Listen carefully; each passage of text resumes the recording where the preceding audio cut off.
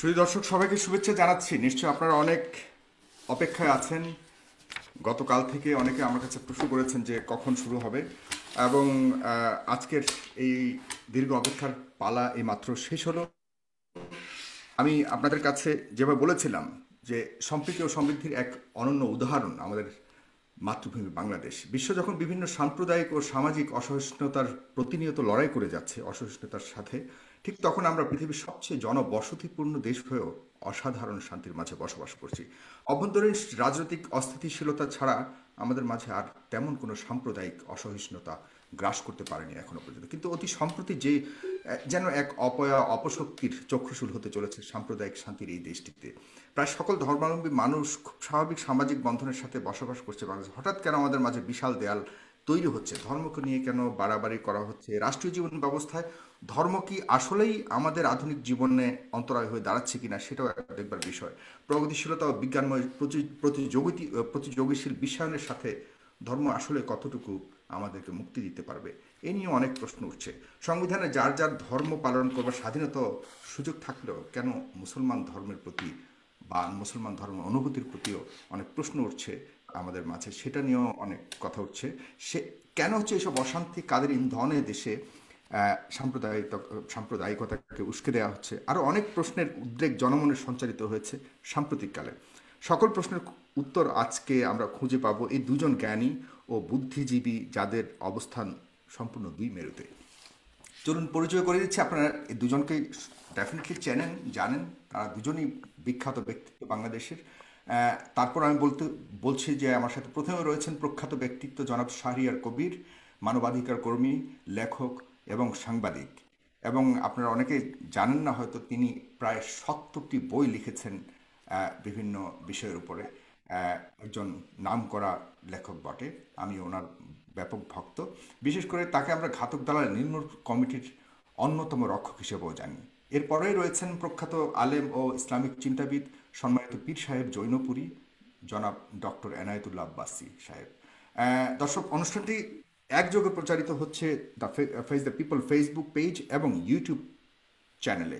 আপনারা অবশ্যই face the পিপলের যে পেজ রয়েছে এবং ইউটিউব চ্যানেল রয়েছে সেখানে সাবস্ক্রাইব করবেন, এবং আমাদের এই পেজটিকে অবশ্যই ফলো করবেন এবং লাইক করবেন, তাহলে অন্যান্য অনুষ্ঠানগুলো দেখতে পারবেন। আপনারা যদি এই দুজন অতিথিকে কোনো ধরনের প্রশ্ন করতে চান, অবশ্যই কমেন্ট বক্সে লিখতে পারেন। সেখান থেকে আমি কয়েকজনের প্রশ্নকে নেওয়ার চেষ্টা করব। আর অবশ্যই শেয়ার করবেন। এই অনুষ্ঠানটি লাখো মানুষ দেখবে, সারা পৃথিবী জুড়ে দেখবে। এবং আমি চাই আজকের এই তথ্যগুলি, এই যে বিষয়বস্তুর উপর আলাপ করব, সেগুলো মানুষ জানুক এবং মানুষ অবহিত হোক। আমি প্রথমে শুরু করতে চাই জনাব শাহরিয়ার কবির মহোদয়, আপনাকে দিয়ে। আপনি শুনতে পাচ্ছেন নিশ্চয় আমাকে? আমি শুনতে পাচ্ছি, আপনার কথা কেটে কেটে যাচ্ছে, তবু বলুন। আমি শুনতে পাচ্ছি। আমার কথা কি শোনা যাচ্ছে? আপনাকে আমি ক্লিয়ার শুনতে পাচ্ছি। জনাব শাহরিয়ার কবির, আমি আপনাকে দিয়ে শুরু করতে যাচ্ছি, আজকের এই অনুষ্ঠানের সূত্রপাত করতে যাচ্ছি আপনাকে দিয়ে। আমি আপনার কাছে ধর্মীয় বিষয় নিয়ে একটি প্রশ্ন করতে চাই যে ধর্মের কোন কোন বিষয়গুলোকে, বিশেষ করে মুসলমান ধর্মের কোন বিষয়গুলোকে আপনি মনে করেন যে স্বাভাবিক জীবন ব্যবস্থার সাথে সাংঘর্ষিক, এবং কেন সেটা মনে করছেন? আপনার কাছে এই প্রশ্নটি দিয়ে আমি শুরু করতে চাই, জনাব শাহরিয়ার কবির। প্রশ্নটা হচ্ছে ধর্ম নিয়ে নয়। ধর্ম আপনি ইসলাম ধর্ম বলুন, খ্রিস্টান ধর্ম, ইহুদি ধর্ম, হিন্দু ধর্ম বা যে কোনো ধর্মই বলুন না কেন, ধর্ম যদি ধর্মের জায়গায় থাকে, আধ্যাত্মিকতার জায়গায় থাকে, এইটা নিয়ে আমাদের সভ্যতার, বিজ্ঞানের, রাষ্ট্র পরিচালনার কোনোই বিবাদ বিসংবাদ থাকতে পারে না।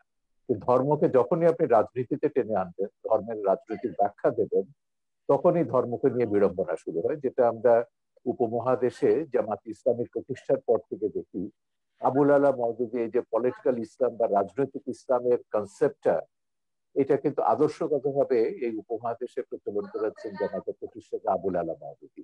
আর এটা ঠিক মওদুদির নিজস্ব মতবাদ নয়, এটা মিশরের হাসান আল বান্নার কাছ থেকে তিনি ধার করেছিলেন। একই সময়ে হাসান আল বান্না 1928 সালে মুসলিম ব্রাদারহুড বা ইখওয়ানুল মুসলিমিন প্রতিষ্ঠা করলেন মিশরে, আর মওদুদি 1941 সালে প্রতিষ্ঠা করলেন জামাত ইসলামী হিন্দ। এবং তখন তিনি রাজনৈতিক কারণে ব্রিটিশদের কাছ থেকে টাকা নিয়েছেন, ব্রিটিশদের সমর্থন করেছেন এবং স্বাধীনতা সংগ্রামের বিরোধিতা করেছেন, ব্রিটিশ বিরোধী স্বাধীনতা সংগ্রামের।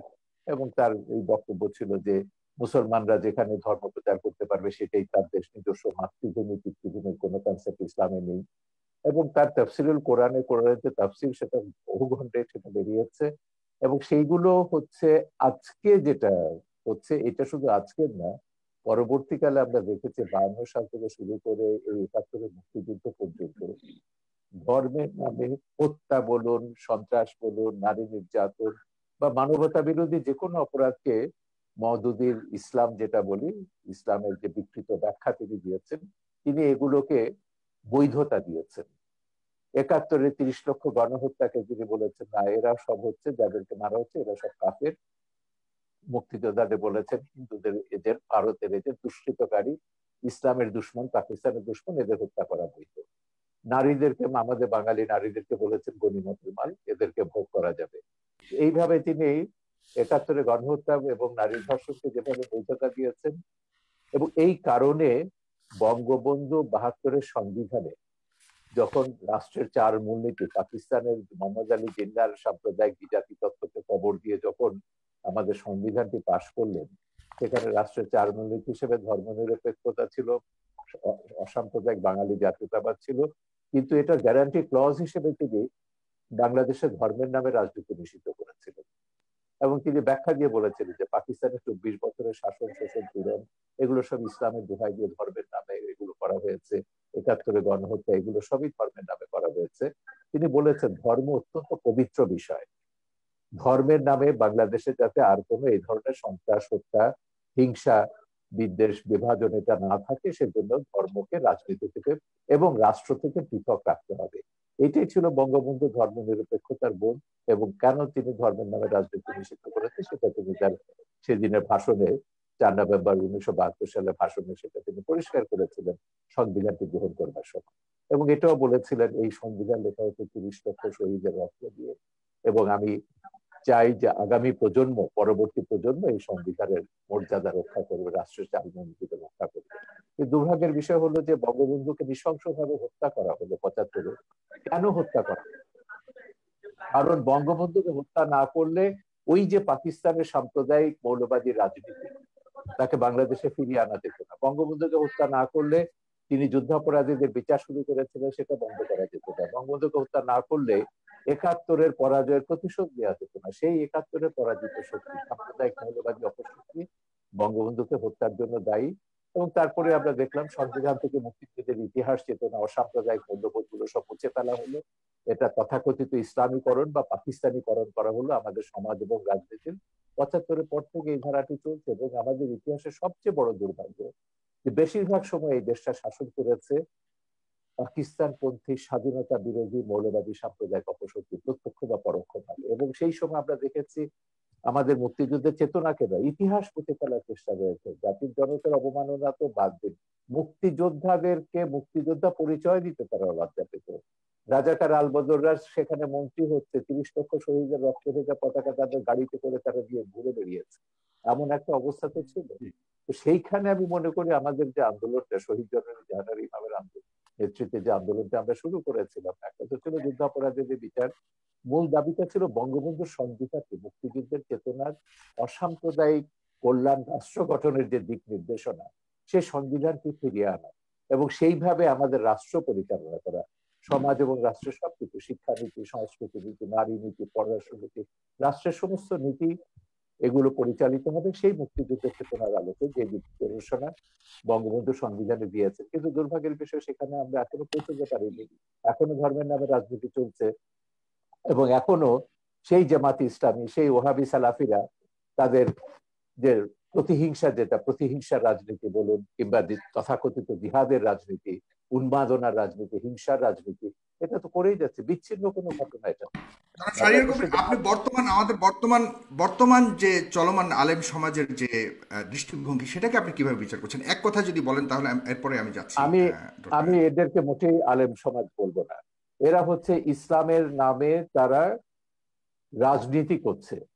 এরাই হচ্ছে সেই 71-এর ঘাতক দালা যুদ্ধাপরাধীদের রাজনৈতিক, আদর্শিক এবং সামরিক উত্তরসূরি।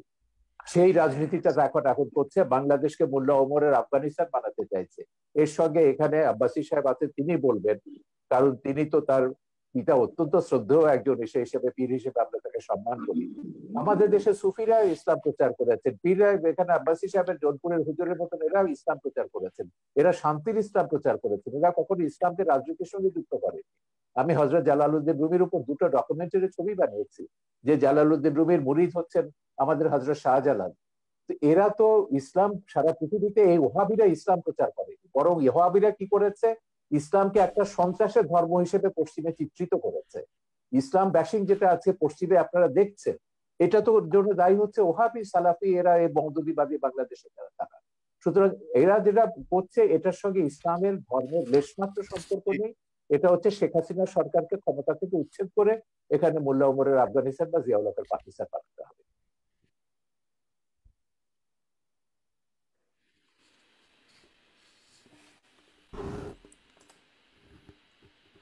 আমি কি ক্লিয়ার করতে পেরেছি আমার বক্তব্য? আপনি শুনতে পাচ্ছেন? যে না, আমার এখান থেকে একটু সমস্যা হচ্ছে, আনস্টেবল দেখাচ্ছে আমার কানেকশনটা। আমি শুনতে পাচ্ছি, আমাকে শুনতে পাচ্ছেন কিনা ক্লিয়ারলি? আমি আপনাকে খুব পরিষ্কার শুনতে পাচ্ছি। জি, ধন্যবাদ আপনাকে জনাব শাহরিয়ার কবির। আমি আপনার কাছে আবারও আসবো। জনাব ডক্টর এনায়েতুল্লাহ আব্বাসী হুজুর, আপনার কাছে আসছি। আপনি তো শুনলেন এতক্ষণ জনাব শাহরিয়ার কবিরের অনেক কথা, কিন্তু আপনার কাছে আমি এডিশনালি আরেকটি প্রশ্ন করতে চাচ্ছি। সেটা হলো যে আহ, আপনার পৃথিবী যেখানে বিজ্ঞান ভিত্তিক, প্রমাণিত বিজ্ঞান ভিত্তিক রাষ্ট্র, অ্যাডভান্সড টেকনোলজিক্যাল লাইফস্টাইলের উপরে উল্কা গতিতে ধাবিত হচ্ছে, উল্কা গতিতে আমি বলবো, সেখানে আপনারা 1400 বছর আগের নাজিল হওয়া পবিত্র ধর্মগ্রন্থ অনুযায়ী চলতে চাওয়াটাকে কতটুকু যুক্তিযুক্ত মনে করেন, এবং অন্যকে চলার জন্য আহ্বান করাটাকে কতটুকু সাপোর্টিভ বা কতটুকু জাস্টিফাইড মনে করেন? সে প্রশ্নটা আপনার কাছে রেখে যাচ্ছে, এবং জনাব শাহরিয়ার কবির অনেক প্রশ্ন রেখে যাচ্ছে, সেটা বলবেন।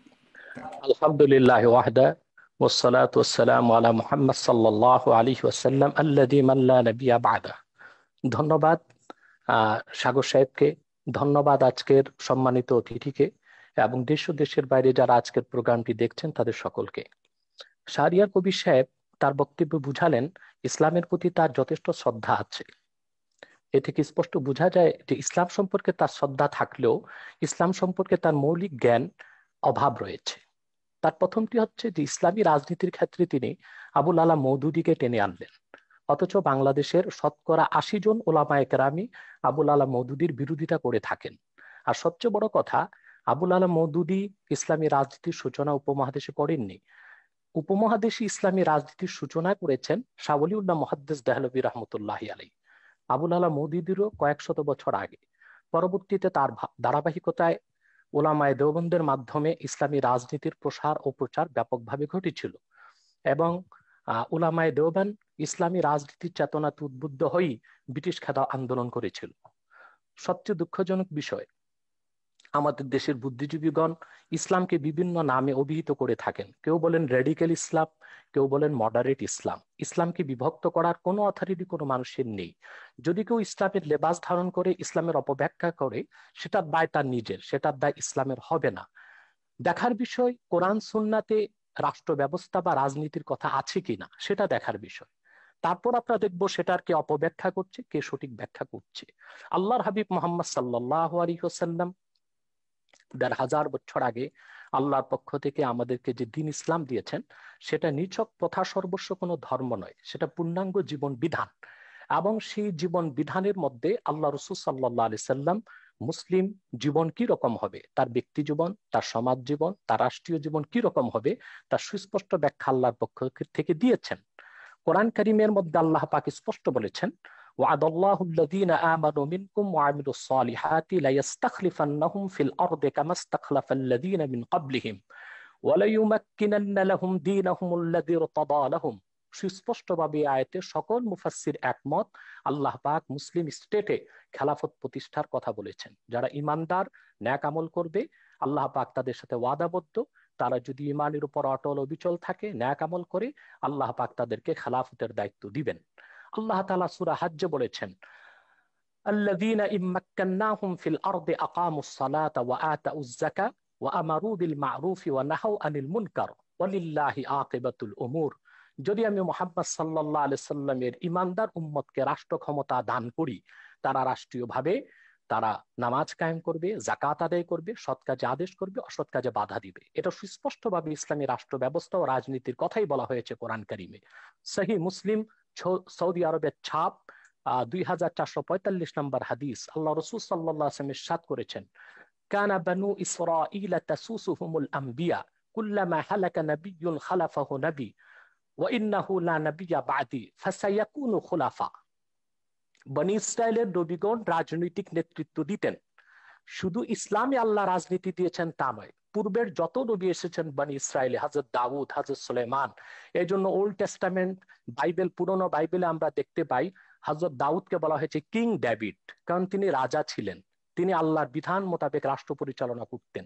বনি ইসরায়েলের নবীগণ রাজনৈতিক নেতৃত্ব দিতেন। যখন একজন নবী ইন্তেকাল করতেন, আরেকজন নবী সেই দায়িত্ব নিত। আল্লাহ রাসূল সাল্লাল্লাহু আলাইহি ওয়াসাল্লাম বলেছেন, কিন্তু আমি মুহাম্মদ সাল্লাল্লাহু আলাইহি সাল্লাম আল্লাহর সর্বশেষ নবী ও রাসূল, আমার পরে কোনো নবী নাই, কিয়ামত পর্যন্ত কোনো নবী আসবে না।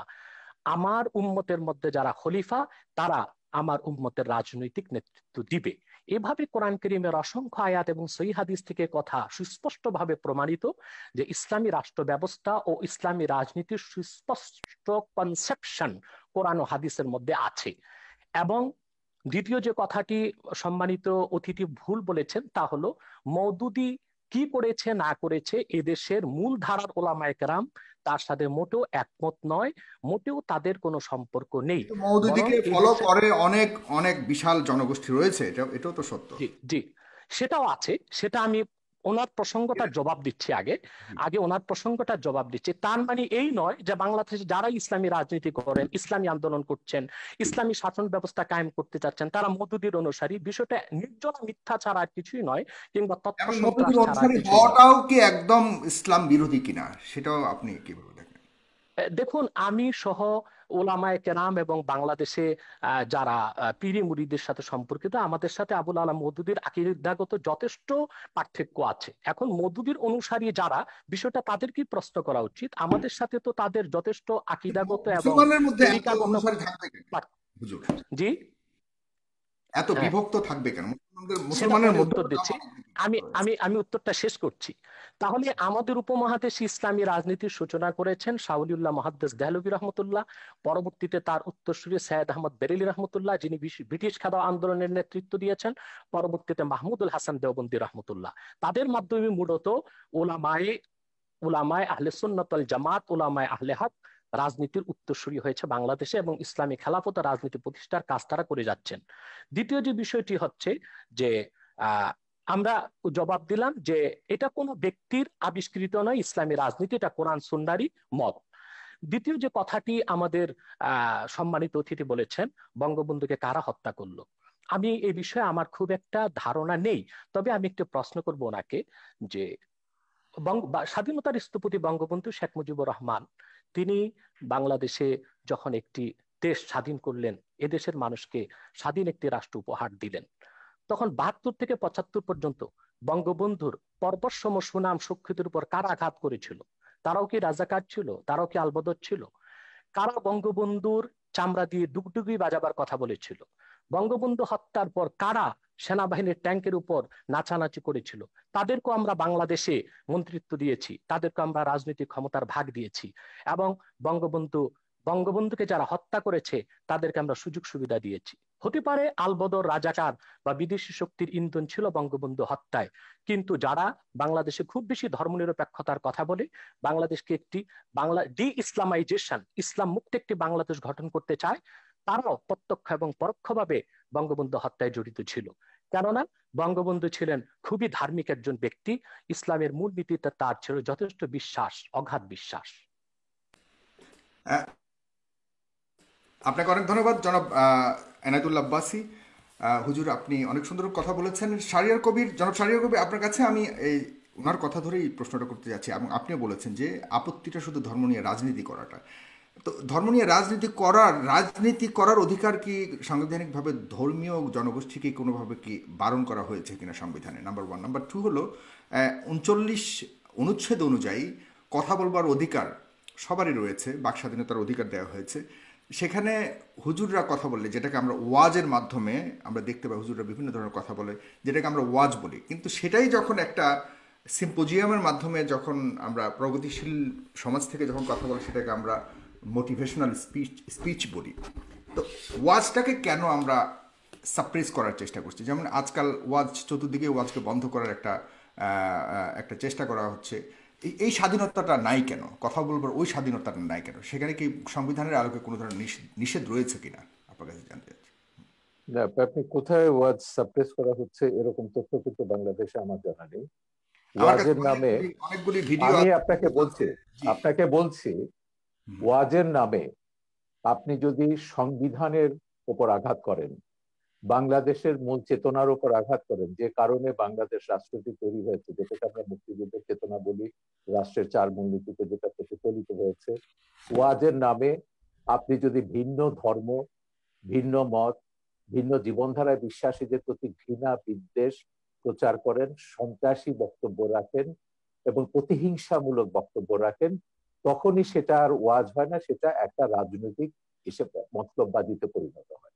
আপনি ওয়াজে ইসলামের মাহাত্ম্যের কথা বলুন, ইসলামে কোরআনে কি মানুষের কল্যাণের কথা বলা নেই? আপনি যখন মসজিদে, এই যে কদিন আগে আমাদের ইয়েতে একটা ওয়েবিনারে 16 ডিসেম্বরে একজন মন্ত্রী এসেছিলেন এবং তিনি বললেন যে তিনি মসজিদে আপত্তি করেছেন যে খুতবাতে বলছে মুসলিম উম্মার জন্য প্রার্থনা করতে হবে। তো মন্ত্রী বলছেন, তো বলে যে শুধু মুসলিম উম্মা কেন, আল্লাহ তো সারা সমগ্র বিশ্বের জন্য, তিনি তো সমগ্র মানব জাতিকে সৃষ্টি করেছেন, আমরা কেন সমগ্র মানব জাতির জন্য আমরা মোনাজাত করব না বা কল্যাণ কামনা করব? আপনাকে মনে রাখতে হবে বাংলাদেশ রাষ্ট্রটি কেন তৈরি হয়েছে, কেন 47-এ পাকিস্তান হয়েছিল এবং কেন 71-এ বাংলাদেশ হয়েছে। এইটা যদি আপনি না বুঝেন তাহলে কিন্তু এই বিভ্রান্তিটা আপনার মধ্যে থেকে যাবে। পরিষ্কার কথা, মোহাম্মদ আলী জিন্নাহ পরিষ্কার ভাবে বলেছিলেন ভারতবর্ষে মুসলমানরা একটা আলাদা জাতি এবং এদের আলাদা একটা ভূখণ্ড দরকার, এবং সেই ভূখণ্ডটি পাকিস্তান হবে। পাকিস্তান নামকরণও করা হয়েছিল এবং সেভাবে ব্রিটিশরা ষড়যন্ত্র করেই হোক, জিন্নাহর কথা মতোই হোক, ভারতবর্ষকে দুভাগ করে পাকিস্তান এবং ভারত দুটো রাষ্ট্র বানিয়েছে। এবং জিন্নাহ কিন্তু এই ভুলটা যে বুঝেছিলেন, দেখে তিনি কত বড় ভুল করছেন সেটা তার 47 সালের 11ই আগস্টের বক্তৃতায় পরিষ্কার করে দিয়েছিলেন যে পাকিস্তানে আমরা মুসলমানরা, হিন্দুরা, বৌদ্ধরা, খ্রিস্টানরা সবাই নিজ নিজ ধর্ম পালন করব, রাষ্ট্র ধর্মের ব্যাপারে কোনো হস্তক্ষেপ করবে না, ধর্ম রাষ্ট্রের ব্যাপারে হস্তক্ষেপ করবে না। এটা জিন্নাহর বহুল আলোচিত একটা বক্তৃতা, 11ই আগস্ট 1947 সাল, 11ই জুনে এটা বলেছেন 1947 সালে, পাকিস্তান হওয়ার কয়েক মাস আগে। কিন্তু তখন এই মওদুদি এবং অন্য ইসলামপন্থীরা তারা বললেন যে কি না, পাকিস্তান হয়েছে ইসলামী ব্যবস্থার জন্য, এবং তারা সেখানে ইসলামী শাসন ব্যবস্থা 1900 মৃত্যুর পরে, জিন্নাহ মৃত্যুর পর তারা অবজেক্টিভ রেজলিউশন যেটা পাশ করলেন সেটা বললেন যে পাকিস্তান হবে একটা ইসলামী হুকুমত। এবং 56 সালে 56 সালে তাদের যে সংবিধান হলো সেখানে বলা হয়েছে Pakistan will be Islamic Republic. এখন এই ইসলামিক রিপাবলিকটি কি করেছে, ভাষা আন্দোলন থেকে শুরু করে 71 পর্যন্ত, মুক্তিযুদ্ধ পর্যন্ত, ব্রিটিশরাই তো আমাদের যাবতীয়, ধর্মীয় ভিত্তিতে ওই দেশটাকে বিভক্ত করেছিল। জনাব শাহরিয়ার কবির, হ্যাঁ হ্যাঁ, ব্রিটিশরা তৎকালীন ধর্মের সময় নামে। অনেক সভ্য জাতি। সাগর আমাকে সাহেব, শেষ করতে দিন আব্বাসী সাহেব, আমার বক্তব্য শেষ হলে আপনি বলুন, আপনার বক্তব্যের মাঝখানে আমি কোনো কথা বলি না। ব্যাপারটা হচ্ছে যে ব্রিটিশরাই করুক, জিন্নাহর পলিসি অনুযায়ী হোক, ব্রিটিশদের মতবাদের জন্য হোক, ভারত বিখণ্ডিত হয়েছে ধর্মের নামে, যে হিন্দুরা আলাদা একটা ধর্ম, ইসলাম আলাদা একটা সরি, ধর্ম। আমি জাস্ট আপনাকে সাপ্লিমেন্ট করছি, আপনি আপনি অবশ্যই বলবেন। আমি জাস্ট আপনাকে, শুধুমাত্র ভারত বিভক্ত নয়, ব্রিটিশরা আরো অন্যান্য যতগুলি রাষ্ট্র রয়েছে বহু পৃথিবীর, দেশ তারা তাদের যখন সমস্ত কলোনি বিভক্ত করেছে ধর্মীয় তাদের আলোকেই মতলবে। বিভক্ত করেছে। না না, আমি ভারতবর্ষের মধ্যে কনসেন্ট্রেট করছি, আমি গোটা ব্রিটিশ কলোনি নিয়ে আমি কথা বলছি না। ওদের তো 67টা দেশে তারা এইভাবে বদমাইশি করেছে। ভারতবর্ষকে তারা ধর্মের নামে ভাগ করেছে এবং বলেছে মুসলমানরা পাকিস্তান এবং ভারতে, হিন্দুরা এসে থাকবে ভারতে। তখন কিন্তু মুসলিম জাতীয়তাবাদী নেতারা আবুল কালাম আজাদ থেকে শুরু করে বদরুদ্দিন তায়েবজি এবং এরা অনেকে আপত্তি করেছেন। ওনারা বলছেন এটা একটা অ্যাবসার্ড আইডিয়া। অ্যাবসার্ড কেন বলছেন, যে পাকিস্তানে যতই মুসলমানদের জন্য হোক না কেন, সেখানে হিন্দুরা আছে, হিন্দুদের সবাই এখানে আসতে পারবে না, ভারতের সব মুসলমান পাকিস্তানে যেতে পারবে না। এবং সেই বাস্তবতাটা আমরা দেখেছি, 10 লাখ মানুষকে হত্যা করা হলো বা প্রাণ বলি দেওয়া হলো, কিন্তু বিভক্ত হলো। এখানেও হিন্দু, খ্রিস্টান, বৌদ্ধ রয়ে গেছে। ভারতেও এখন তো দ্বিতীয় বৃহত্তম সংখ্যক মুসলিমের আবাস হচ্ছে ভারত। এই যে জিন্নাহর যে দ্বিজাতি তত্ত্বের অসারতা, এটা হচ্ছে একটা কারণ। একটা প্রমাণ। আর দ্বিতীয়টা তো বঙ্গবন্ধুর আমি 4 নভেম্বরের ভাষণের কথাটি বারবার উল্লেখ করছি এই কারণে, সেখানে তিনি ব্যাখ্যা করেছেন কেন বাংলাদেশ আমরা সৃষ্টি করেছি। পাকিস্তানে 24 বছরের শাসন, শোষণ, পীড়ন, নিপীড়ন, 71-এর গণহত্যা, মানবতা বিরোধী অপরাধ সবকিছুকে তারা ইসলামের নামে জায়েজ করতে চেয়েছিল। ভাষা আন্দোলন যারা করেছে তাদের বলেছে ইসলামের দুশ্মন, পাকিস্তানের দুশ্মন। এইভাবে এই আন্দোলনগুলো, সংগ্রামগুলোকে দমন করেছে, রাজনৈতিক হোক, সাংস্কৃতিক হোক, সামাজিক হোক, সবগুলোকে দমন করেছে ইসলামের নামে। এবং সেই জন্য বঙ্গবন্ধু তার ওই ভাষণে পরিষ্কারভাবে বলেছিলেন ধর্মের পবিত্রতা রক্ষার জন্য ধর্মকে রাখতে হবে ধর্মের জায়গায়, রাজনীতিকে রাখতে হবে রাজনীতির জায়গায়, রাজনীতির সঙ্গে ধর্মকে মেলানো যাবে না। এই কারণে বাংলাদেশ রাষ্ট্রটি তৈরি হয়েছে, সৃষ্টি হয়েছে 30 লক্ষ শহীদের রক্তের বিনিময়। আপনি সেই ইতিহাস এখন উল্টে দিতে পারেন না। এখন আপনি বলতে পারেন না যে না, বাংলাদেশ হয়েছে ইসলামী হুকুমত কায়েমের জন্য, বাংলাদেশে এগুলো সেকুলারিজম থাকবে না, বঙ্গবন্ধুর আদর্শ থাকবে না, মুক্তিযুদ্ধ থাকবে না, যে সেই এরা ব্যাপারগুলো জামাতিরা যে কথা। সংবিধানে কেন কম্প্রাইজ করা হচ্ছে না, নাম্বার ওয়ান। সাম্প্রদায়িকতা কেন? আপনি তো সংবিধানে 4 মূলনীতি তো ফিরিয়ে আনা হয়েছে। এখন রাষ্ট্রধর্ম নিয়ে সেখানে সুপ্রিম কোর্টে এটা মামলা বিচারাধীন আছে, সুপ্রিম কোর্টের আপিল বিভাগে মামলাটি রয়েছে, কারণ সুপ্রিম কোর্টের রাষ্ট্রধর্ম ইসলামের যেটা, এটা হচ্ছে আমাদের সংবিধানের আর্টিকেল 12-এর সঙ্গে সাংঘর্ষিক। আর্টিকেল 12 বলছে রাষ্ট্র বিশেষ কোনো ধর্মকে পৃষ্ঠপোষকতা করবে না, কিন্তু রাষ্ট্রধর্ম ইসলাম বলে আপনি একটা বিশেষ ধর্মকে পৃষ্ঠপোষকতা করছেন। এটা বাংলাদেশের সংবিধান বিরোধী। যতক্ষণ পর্যন্ত আপনি খিলাফত না কায়েম করে এই সংবিধানটি পুরোপুরি বাতিল করে দেবেন, ততক্ষণ পর্যন্ত বাংলাদেশে থাকতে হলে বাংলাদেশের সংবিধান মেনে আপনাকে থাকতে হবে এবং সংবিধানের মর্যাদা রক্ষা করতে হবে। এবং অবশ্যই। সংবিধানের মূলনীতি, এটার বিরুদ্ধে আপনি কোনো কথা বলতে পারেন না। বলা হবে সেটা হচ্ছে 30 লক্ষ শহীদের রক্তের সঙ্গে বেইমানি করা।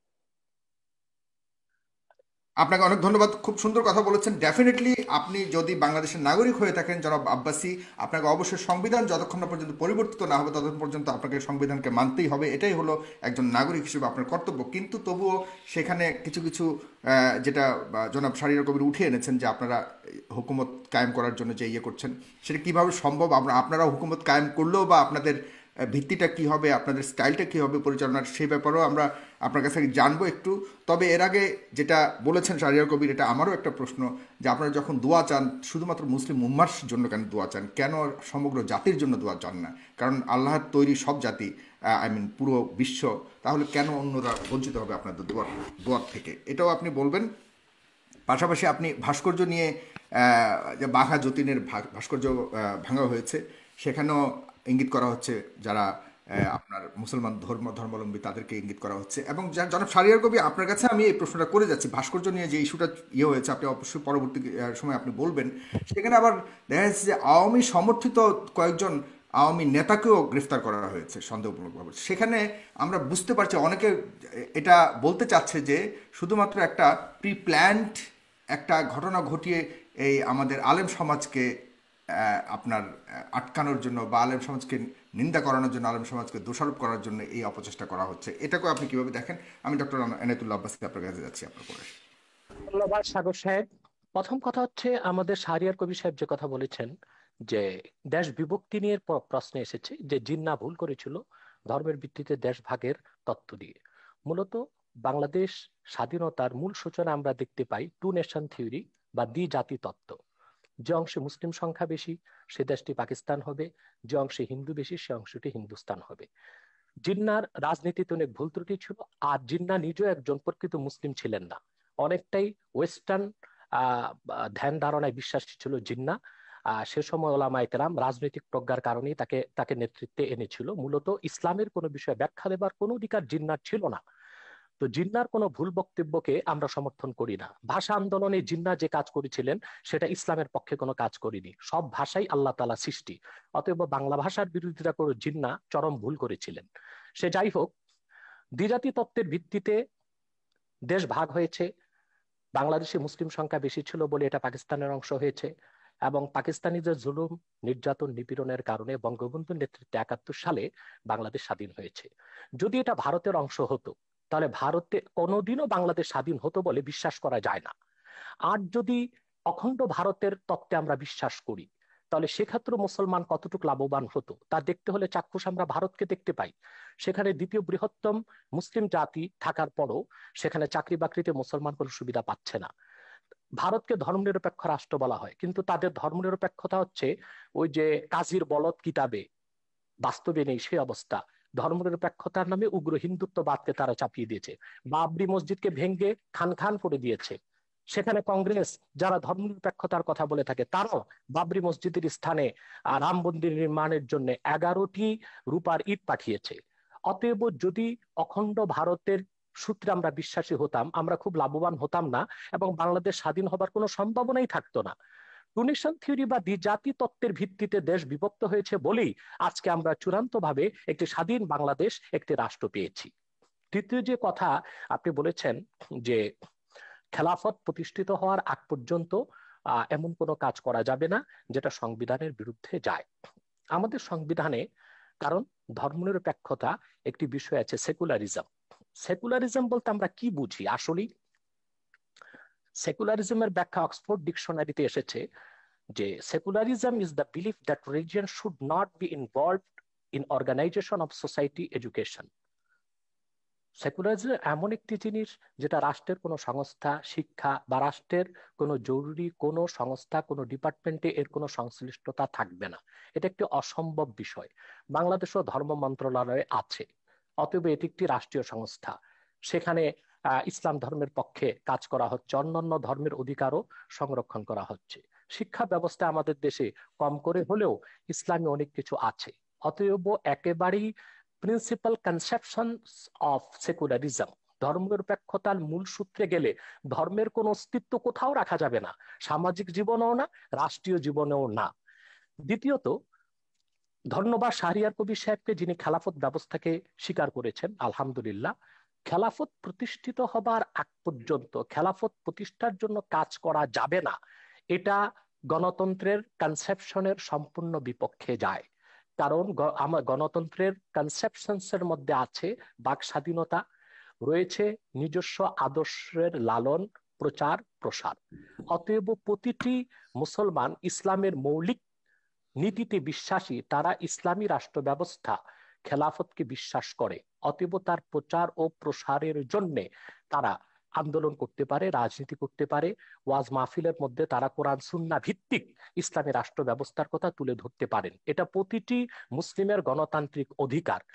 দ্বিতীয়ত, যারা ধর্মের দোহাই দিয়ে নারী নির্যাতন করেছে, নিপীড়ন করেছে স্বাধীনতা যুদ্ধের আগে, তাদের সাথে ইসলামের কোনো সম্পর্ক নেই। এইরকম ব্যক্তি যাদের সাথে ইসলামের সম্পর্ক নেই, ইসলামের পরিচয় দেয়, তাদেরকে ইসলাম একটি পারিভাষিক নাম দিয়েছে মোনাফেক। এবং মোনাফিকের ব্যাপার আল্লাহ তাআলা বলেছেন, ইন্নাল মুনাফিকিনা ফিদ দারকিল আসফালি মিনান নার। মোনাফিকরা জাহান্নামের সর্বনিকৃষ্ট স্তরে থাকবে। যাদের সাথে ইসলামের কোনো সম্পর্ক নেই কিন্তু ইসলামের পরিচয় দিচ্ছে, তারা মোনাফিক, তাদের দায় ইসলাম গ্রহণ করবে না। কিন্তু বড় দুঃখজনক, বঙ্গবন্ধু যে স্বপ্ন নিয়ে দেশ স্বাধীন করেছে, যে দেশটিতে নির্যাতন থাকবে না, নিপীড়ন থাকবে না, দুর্নীতি থাকবে না, সন্ত্রাস থাকবে না, সংখ্যালঘুদের উপর আঘাত করা হবে না, স্বাধীনতার পরে সে বাংলাদেশে আমরা দেখতে পেয়েছি অসংখ্য আহ আহ ধর্ষণ হচ্ছে। বাংলাদেশে এখন গণধর্ষণে পরিণত হয়ে গিয়েছে ধর্ষণ। তারপরে যারা বৈপ্লবিক সমাজতন্ত্রে বিশ্বাসী মাওবাদী, তারা বাংলাদেশে তাদের বৈপ্লবিক সমাজতন্ত্র প্রতিষ্ঠা করতে যে কত মানুষকে হত্যা করেছে সর্বহারা সমাজতান্ত্রিকরা, তার কোনো হিসাব মনে হয় গোয়েন্দা সংস্থার কাছেও নেই। সেটার দায়িত্ব সমাজতন্ত্রকে দেওয়া হয় না, সেটার দায়িত্ব গণতন্ত্রকে দেওয়া হয় না, সেটার দায়িত্ব সেকুলারিজমকে দেওয়া হয় না। তাহলে ইসলামের লেবাস ধারণ করে, ইসলামের নাম ব্যবহার করে যারা অনইসলামিক কাজ করবে, সেটার দায় ইসলামের উপর আসবে কেন? সেজন্য ইসলামী রাষ্ট্র ব্যবস্থার বিরোধিতা করা হবে কেন? তৃতীয় যে বিষয়টি সম্মানিত অতিথি শাহরিয়ার কবির সাহেব বলেছেন, যে সংবিধানের বিরোধিতা করা যাবে না। জনগণের জন্য সংবিধান, সংবিধানের জন্য তো জনগণ নয়। জনগণের স্বার্থে বৃহৎ জনগোষ্ঠীর মতামতের ভিত্তিতে সংবিধান পরিবর্তন হতে পারে।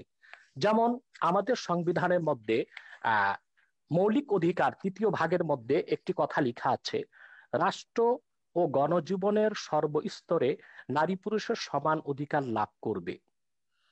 আমরা কি এটা করতে পেরেছি, বা এটা করা কি আদৌ সম্ভব হচ্ছে? যেখানে গণতন্ত্রের প্রসূতি বলা হয় যুক্তরাষ্ট্রকে, সে দেশটিও কি পেরেছে ধর্মনিরপেক্ষতার ভিত্তিতে সে দেশটিকে সাজাতে? মার্কিন যুক্তরাষ্ট্রের সংবিধানে লিখিত আছে কোন নন খ্রিস্টান যুক্তরাষ্ট্রের প্রেসিডেন্ট হতে পারবে না। এটা কি সাম্প্রদায়িকতা নয়? এটা কি ধর্মনিরপেক্ষতার মূলনীতির বিপক্ষে নয়? সে দেশের মধ্যে আরো সাংবিধানিক নিয়ম হচ্ছে, যুক্তরাষ্ট্রের প্রেসিডেন্ট যখন শপথ নেবেন বাইবেলে হাত রেখে শপথ নেবেন। এটি কি সাম্প্রদায়িকতা বিরোধী নয়? এবং এটা কি ধর্মনিরপেক্ষতার কনসেপশনের বিপক্ষে যায় না? ধর্মনিরপেক্ষতার যে তত্ত্ব পৃথিবীব্যাপী ছড়ানো হয়েছে, তার একমাত্র উদ্দেশ্য হচ্ছে ইসলামের রাজনৈতিক উত্থানকে ঠেকানো।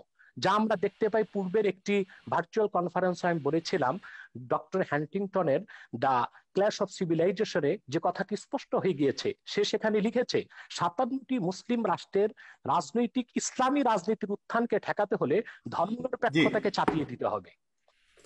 জি,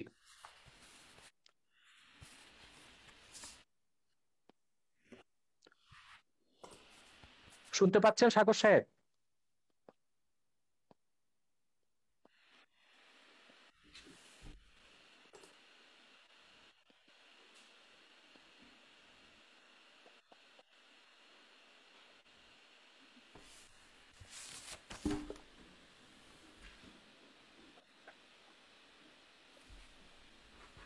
জি, আমার কথা কি শুনতে পাচ্ছেন? আমার মাঝে মধ্যে একটু সমস্যা হচ্ছে শুনতে এখানে মনে পাচ্ছি, হচ্ছে। শুনতে পাচ্ছি। আরেকটি বিষয় আমি স্পষ্ট করে দিচ্ছি জি, যে আমি আহ, আমি ধ- আমি আপনার যে কাছে, জি আমি একটু শেষ করি।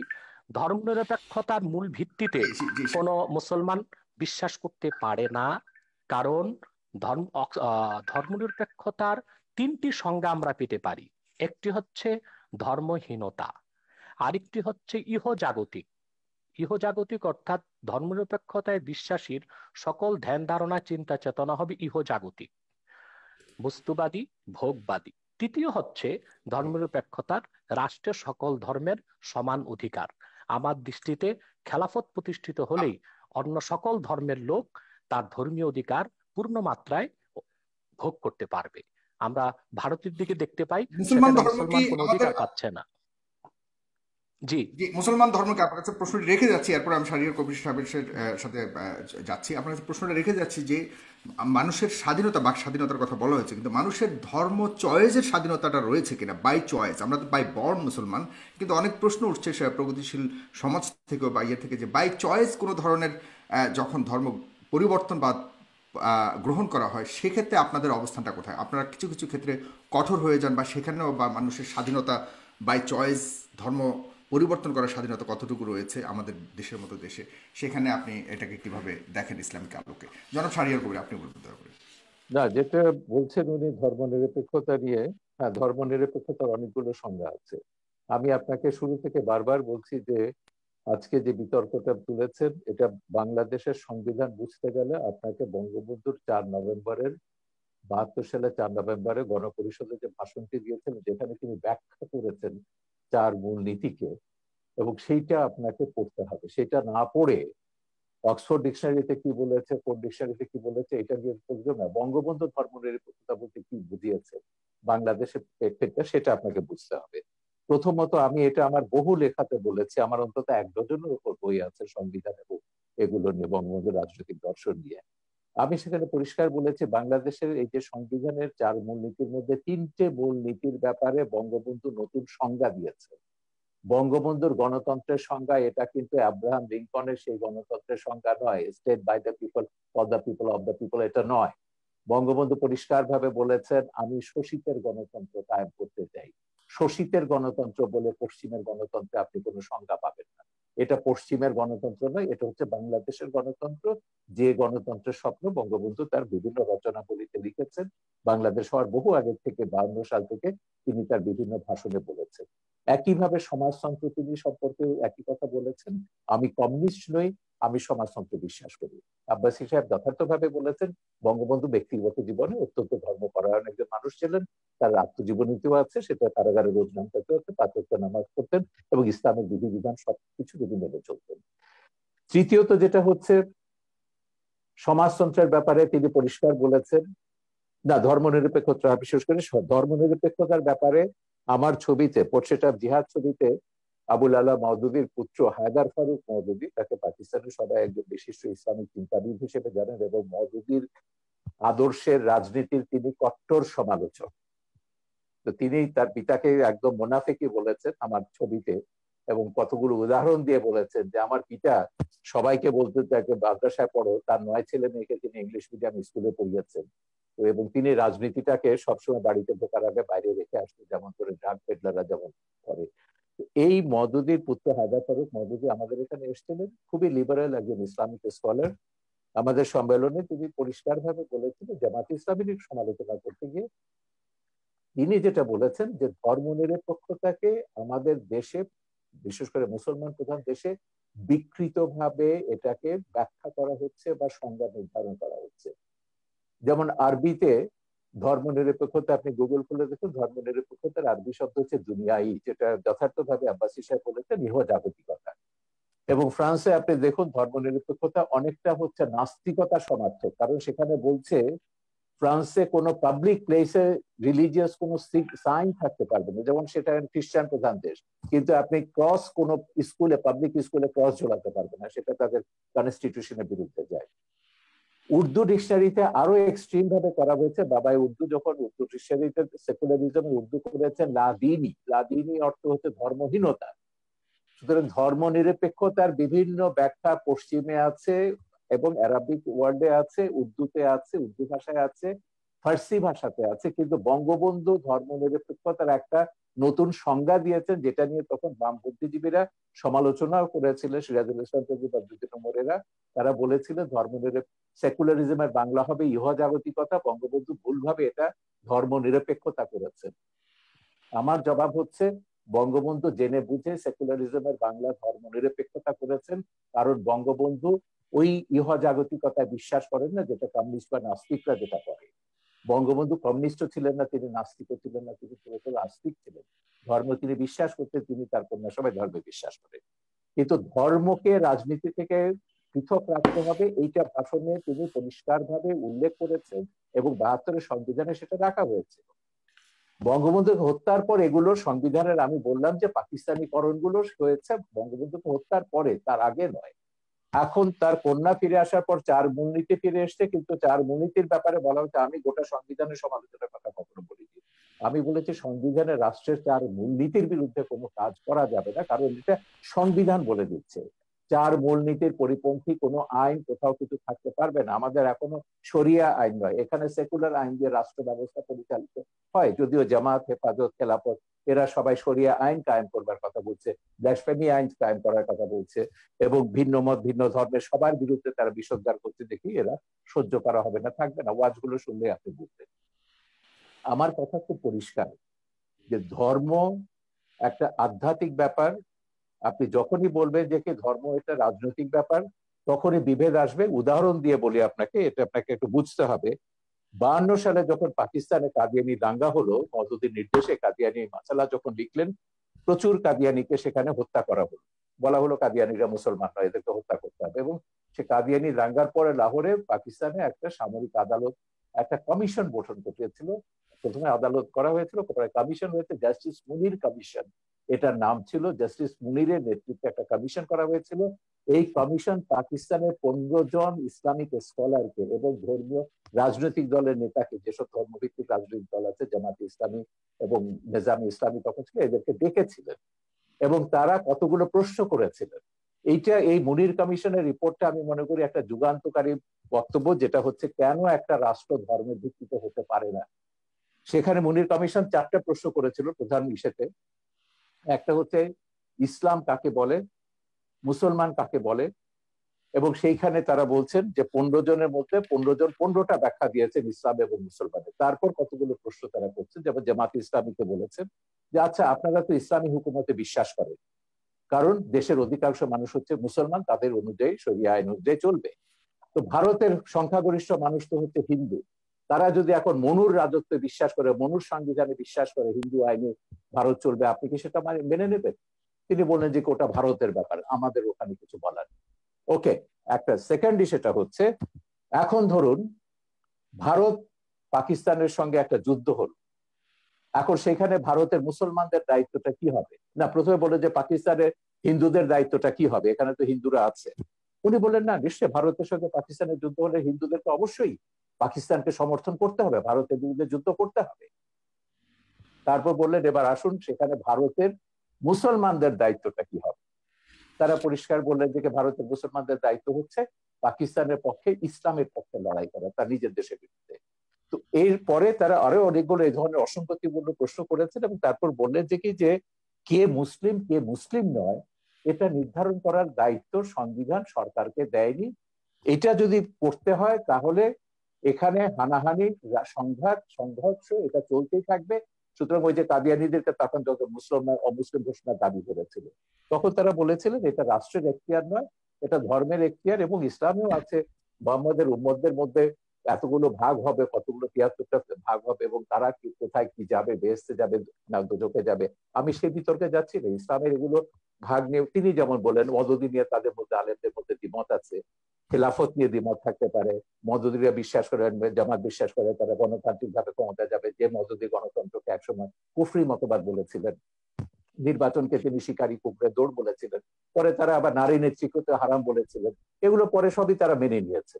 এইটা যদি রাজনীতিকে যদি আপনি নিয়ে আসেন, ধর্মকে যদি রাজনীতিতে নিয়ে আসেন, তাহলে এই যে বিভক্তিগুলো, এই বিভক্তিগুলো কিন্তু আপনাকে টুকরো টুকরো করে দেবে। পাকিস্তানের দিকে তাকিয়ে দেখুন, ইরাকের দিকে তাকিয়ে দেখুন, আল কায়দা আইসিস কি করেছে, তারা তো যা করেছে ইসলামের নামে কিন্তু করেছে। আমার এখানে একটা প্রশ্ন আছে আপনার কাছে, আপনি কি মনে করেন ভারত ধর্মনিরপেক্ষ? ভারত সাংবিধানিক ভাবে ধর্মনিরপেক্ষ, কিন্তু বর্তমানে ভারত যেটা করছে এটাকে মোটেই ধর্মনিরপেক্ষ বলা যাবে। সেখানে ধর্মনিরপেক্ষতা রাষ্ট্রকে জড়াজড়ি দিয়েছে। সেখানকার যে ধর্মীয় জনগোষ্ঠী রয়েছে সেখানে কি উগ্র পন্থা রয়েছে কিনা আপনি কি মনে করেন? অবশ্যই আছে, এবং সেখানে তো তার বিরুদ্ধে লড়াই করতে হবে। সেখানকার হিন্দুদের প্রধান দায়িত্ব হচ্ছে সেকুলারিজমে যেসব হিন্দুরা বিশ্বাস করেন সেখানকার সংখ্যালঘু মুসলমানদের এবং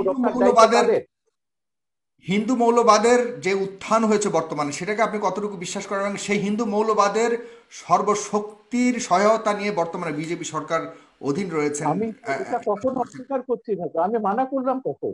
এটা ভারত কেন বলছেন? সারা বিশ্বব্যাপী এখন মৌলবাদের ধর্মের নামে উন্মাদনা হচ্ছে, ভারতে হিন্দু ধর্মের নামে হচ্ছে, বেশি আমাদের মুসলিম ধর্ম নিয়ে কেন হচ্ছে সেটাই প্রশ্ন। কে বলছে? কে মুসলিম নিয়ে কথা বলছে?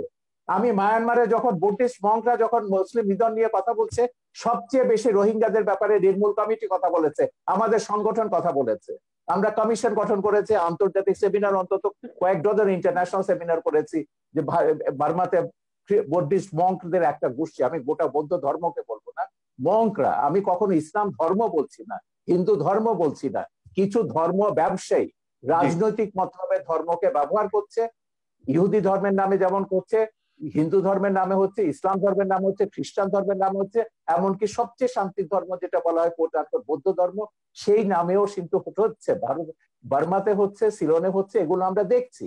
সারা বিশ্বব্যাপী দক্ষিণ পন্থার এই তাণ্ডব গুলো আমরা দেখছি। সেই জন্যই আমরা বলছি হিন্দু মৌলবাদের কথাটা শেষ করতে দিন। হিন্দু মৌলবাদের আমি কোন মৌলবাদকে সাপোর্ট করি না, এমনকি নাস্তিকরাও যখন মৌলবাদীদের ভাষায় কথা বলে সেই নাস্তিকতাকেও আমি সমর্থন করি না। আমার কথা হচ্ছে বিশ্বে আস্তিক আছে, নাস্তিক আছে, ৬০০ কোটি মানুষ বিভিন্ন ধর্মে বিশ্বাস করে, ১০০ কোটি মানুষ কোন ধর্মে বিশ্বাস করে না। এই পৃথিবীতে সব মানুষের সমান অধিকার মর্যাদা নিয়ে বাস করবার অধিকার আছে। এইটাকে আপনি যে ধর্মের নামে দিন না কেন বিভক্তি করতে পারবেন না। জি, আপনার কাছে আবার আসছি ডক্টর এনায়েতুল্লাহ আব্বাসী, বলবেন দয়া করে।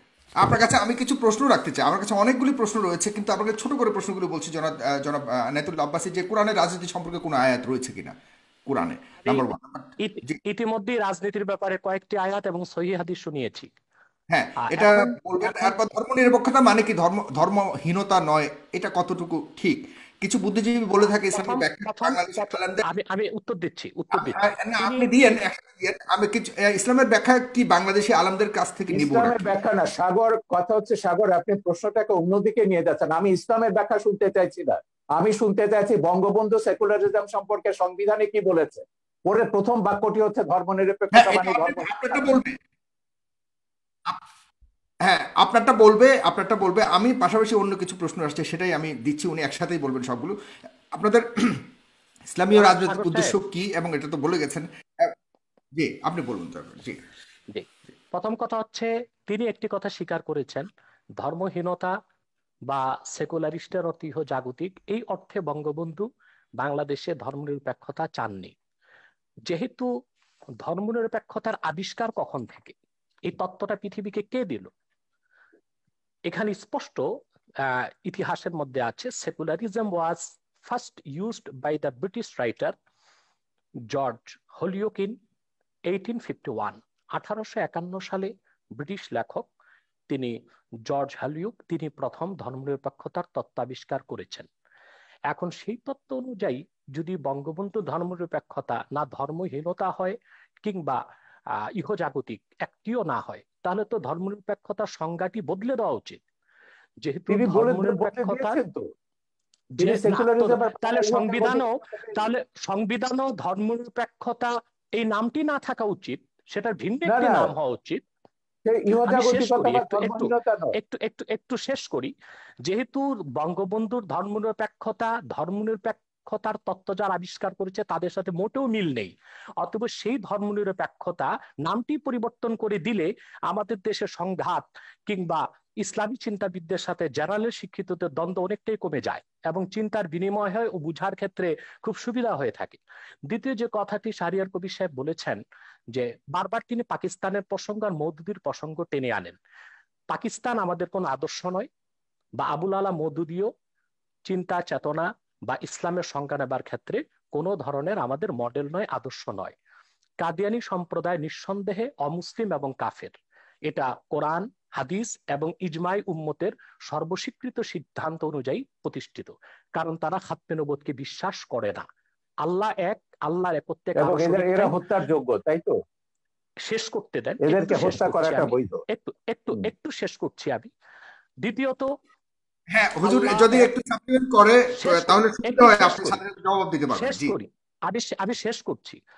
আল্লাহ এক, আল্লাহর একত্বে কারো শরীক নেই। ঠিক সেভাবে মোহাম্মদ সাল্লাল্লাহু আলাইহি সাল্লামকে আল্লাহ তাআলা ১৫০০ বছর আগে প্রেরণ করে নবুয়ত ও রিসালাতের দরজা চিরতরে বন্ধ করে দিয়েছেন। ওনার পরে আজ পর্যন্ত কোনো প্রকারই নবী কিংবা রাসূল আসে নাই, কিয়ামত পর্যন্ত আসবে না। এটাকে বলা হয় আকীদায়ে খাতমে নবুয়ত। এই আকীদা খাতমে নবুয়তকে যে বিশ্বাস করবে না, নিঃসন্দেহে সে অমুসলিম এবং কাফের। সেজন্য কাদিয়ানী সম্প্রদায় অমুসলিম এবং কাফের, এটা ৫৭টি মুসলিম রাষ্ট্রের অধিকাংশ মুসলিম রাষ্ট্রেই সংসদীয়ভাবে বিল পাশ করে ঘোষণা করা হয়েছে। দুঃখজনক আমাদের বাংলাদেশে এখনই হয়নি, কারণ বাংলাদেশে কাদিয়ানীদের পক্ষাবলম্বন করার জন্য প্রচুর বুদ্ধিজীবী নামের বুদ্ধি প্রতিবন্ধী আছে। এখন হত্যার কথা এসেছে, আমরা যদি পাকিস্তানের সেই সময়ের আন্দোলনটা দেখি, হযরত আল্লামা মাহমুদুল হাসান, মুফতি শফি সাহেব রহমতুল্লাহ সহ ইসলামী চিন্তাবিদগণ যখন আন্দোলন করেছেন, কাদিয়ানী বিরোধী আন্দোলনে ১০,০০০ মুসলমান শাহাদাত বরণ করেছে। আমি জানতে চাই, কাদিয়ানী কয়জনকে হত্যা করা হয়েছে পাকিস্তানে, তার কোনো হিসাব কি দিতে পারবেন শাহরিয়ার কবির সাহেব? অথচ কাদিয়ানীদেরকে অমুসলিম ঘোষণার দাবি আদায় করতে যে পাকিস্তানে ১০,০০০ মুসলমান শাহাদাত বরণ করেছে, কারণ চরম সেকুলারির ধর্মনিরপেক্ষ ভুট্টো মুসলমানদের বিপক্ষে অবস্থান নিয়েছিল। ১০,০০০ মুসলমানের রক্তের বিনিময়ে কাদিয়ানীদেরকে রাষ্ট্রীয়ভাবে পাকিস্তান সরকার অমুসলিম ঘোষণা করেছিল। তৃতীয় যে বিষয়, ইসলামের সংজ্ঞা কোন বুদ্ধিজীবী কি দিল সেটা পরের কথা। আল্লাহ তাআলা স্পষ্ট কোরআনে বলেছেন, আল্লাহ তাআলা স্পষ্ট করে দিয়েছেন কোরআনে, কে মুসলিম কে অমুসলিম, কে কাফের কে মুমিন।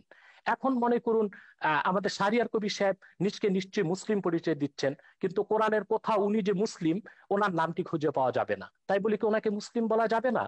আপনি সাগর, আপনার নাম কোরআন কারীমে কোথাও নেই যে সাগর একজন মুসলিম ব্যক্তি। আপনাকে কিভাবে মুসলিম বলবো? কে মুসলিম কে অমুসলিম সেই সংজ্ঞা কোরআন দিয়েছে। সেই সংজ্ঞা অনুযায়ী যে যুগে যে লোক আসবে, মুসলিমের সংজ্ঞায় যে সংজ্ঞায়িত হবে তাকে আমরা মুসলিম বলবো, অমুসলিমের সংজ্ঞায় যে সংজ্ঞায়িত হবে তাকে আমরা অমুসলিম বলবো। যেহেতু কোরআন সুন্নাহ ও ইজমাই উম্মতের মতে কাদিয়ানী সম্প্রদায় অমুসলিম, সেজন্য আমরা তাদেরকে অমুসলিম এবং কাফের জানি, এবং এটা কোরআনের মত, হাদিসের মত, ইজমাই উম্মতের মত। ধর্মনিরপেক্ষতার বিষয়ে বাংলাদেশের যে বিষয়টা আসছে, আবারও আমি বলবো, যেহেতু বঙ্গবন্ধু তিনি ধার্মিক লোক ছিলেন এবং তিনি পাশ্চাত্য ধর্মনিরপেক্ষতায় বিশ্বাসী ছিলেন না, ওনার ধর্মনিরপেক্ষতার সংজ্ঞা ভিন্ন ছিল, তাহলে সংবিধানে ধর্মনিরপেক্ষতা শব্দটি পরিবর্তন করে বঙ্গবন্ধুর মতাদর্শের জুৎসই একটি সংজ্ঞা দিয়ে দিলেই তো সুন্দর হয়ে যায়। চতুর্থ যে বিষয়টি শাহরিয়ার কবির সাহেব বলেছেন, মৌলবাদী। মৌলবাদ আর উগ্রবাদ এক জিনিস নয়। আমরা প্রতিটি মুসলিম নিজকে মৌলবাদী মনে করে থাকি। মৌলবাদ শব্দটার উৎপত্তি কোত্থেকে? ফান্ডামেন্টালিজম এটা কোত্থেকে এসেছে? ইউরোপে যখন রেনেসাঁ বিপ্লব হয়েছে, সেখানে খ্রিস্টানরা দুই ভাগে বিভক্ত হয়েছিল, ক্যাথলিক, প্রোটেস্ট্যান্ট। প্রোটেস্ট্যান্টরা বিশ্বাস করতো আক্ষরিক অর্থে বাইবেল ঐশ্বরিক, আর ক্যাথলিকরা বিশ্বাস করতো আক্ষরিক অর্থে বাইবেল ঐশ্বরিক নয়। তখন ক্যাথলিকরা প্রোটেস্ট্যান্টদেরকে ফান্ডামেন্টালিস্ট বা মৌলবাদী আখ্যায়িত করেছিল। সেই হিসেবে যদি আমরা আক্ষরিক অর্থে কোরআনকে বিশ্বাস করার কারণে মৌলবাদী হয়ে থাকি, অবশ্যই আমরা মৌলবাদী, এবং সেই মৌলবাদকে আমরা লালন করি কোরআনকে আক্ষরিক অর্থে বিশ্বাস করার কারণে। আর যদি উগ্রবাদ সেই অর্থে মৌলবাদী বলা হয়, তাহলে আমরা বলবো আমরা মৌলবাদী নয়, আমরা পরামর্শহীনচু। আমরা খেলাফতি বিশ্বাসী, ইসলামের মূলে বিশ্বাসী, এবং ইসলামের রাজনৈতিক আদর্শে বিশ্বাসী। খেলাফতটা কিভাবে কায়েম হবে একটু ব্যাখ্যা করেন। হ্যাঁ, খেলাফত বিভিন্ন ভাবে কায়েম। যে কাজটি এখন বাংলাদেশে হচ্ছে, জনমত তৈরি করা হচ্ছে, যারা ইসলামী রাজনীতির পক্ষে তারা আলাপ আলোচনার মাধ্যমে, ওয়াজ নসিহতের মাধ্যমে মানুষকে এটি বুঝাতে সক্ষম হচ্ছে ইলেকশন কোরআন সুন্নাহর না, কোরআন সুন্নাহর রাজনৈতিক, সেটাও বলছি, আপনারা কি ইলেকশন করবেন না? সেটা বলছি আমি। কোরআন সুন্নাহর রাজনৈতিক আদর্শ হচ্ছে শুধুমাত্র খেলাফত। প্রথম হচ্ছে থিওরিক্যাল, আমরা সেই থিওরিক্যাল বিশ্বাসটি মানুষের মধ্যে গড়ে তুলছি, একসময় মানুষ খেলাফতে বিশ্বাসী হবে। এখন যদি সেই খেলাফতকে প্রতিষ্ঠা করতে যে আমাদেরকে ইলেকশন করতে হয়, সেটা ইলেকশনকে খেলাফত সমর্থন করে না। কিন্তু শরীয়তের একটি অন্যতম উসুল হচ্ছে যে আয-যারুরাতু তুবিহুল মাহযুরাত। আরেকটি উসুল হচ্ছে আয-যারুরাতু তাতাকাদ্দারু বিকাদরি যারুরা। বিশেষ প্রয়োজনে, আপৎকালীন মুহূর্তে যা নিষিদ্ধ তা সাময়িক সময়ের জন্য করা যেত পারে। অতএব ইলেকশনের মাধ্যমেও যদি রাষ্ট্র ক্ষমতায় যে ইসলামপন্থীগণ খেলাফতকে প্রতিষ্ঠিত করেন, তারপরে রাষ্ট্র ব্যবস্থার নীতি পরিবর্তন করার অথরিটি তারা পাবেন।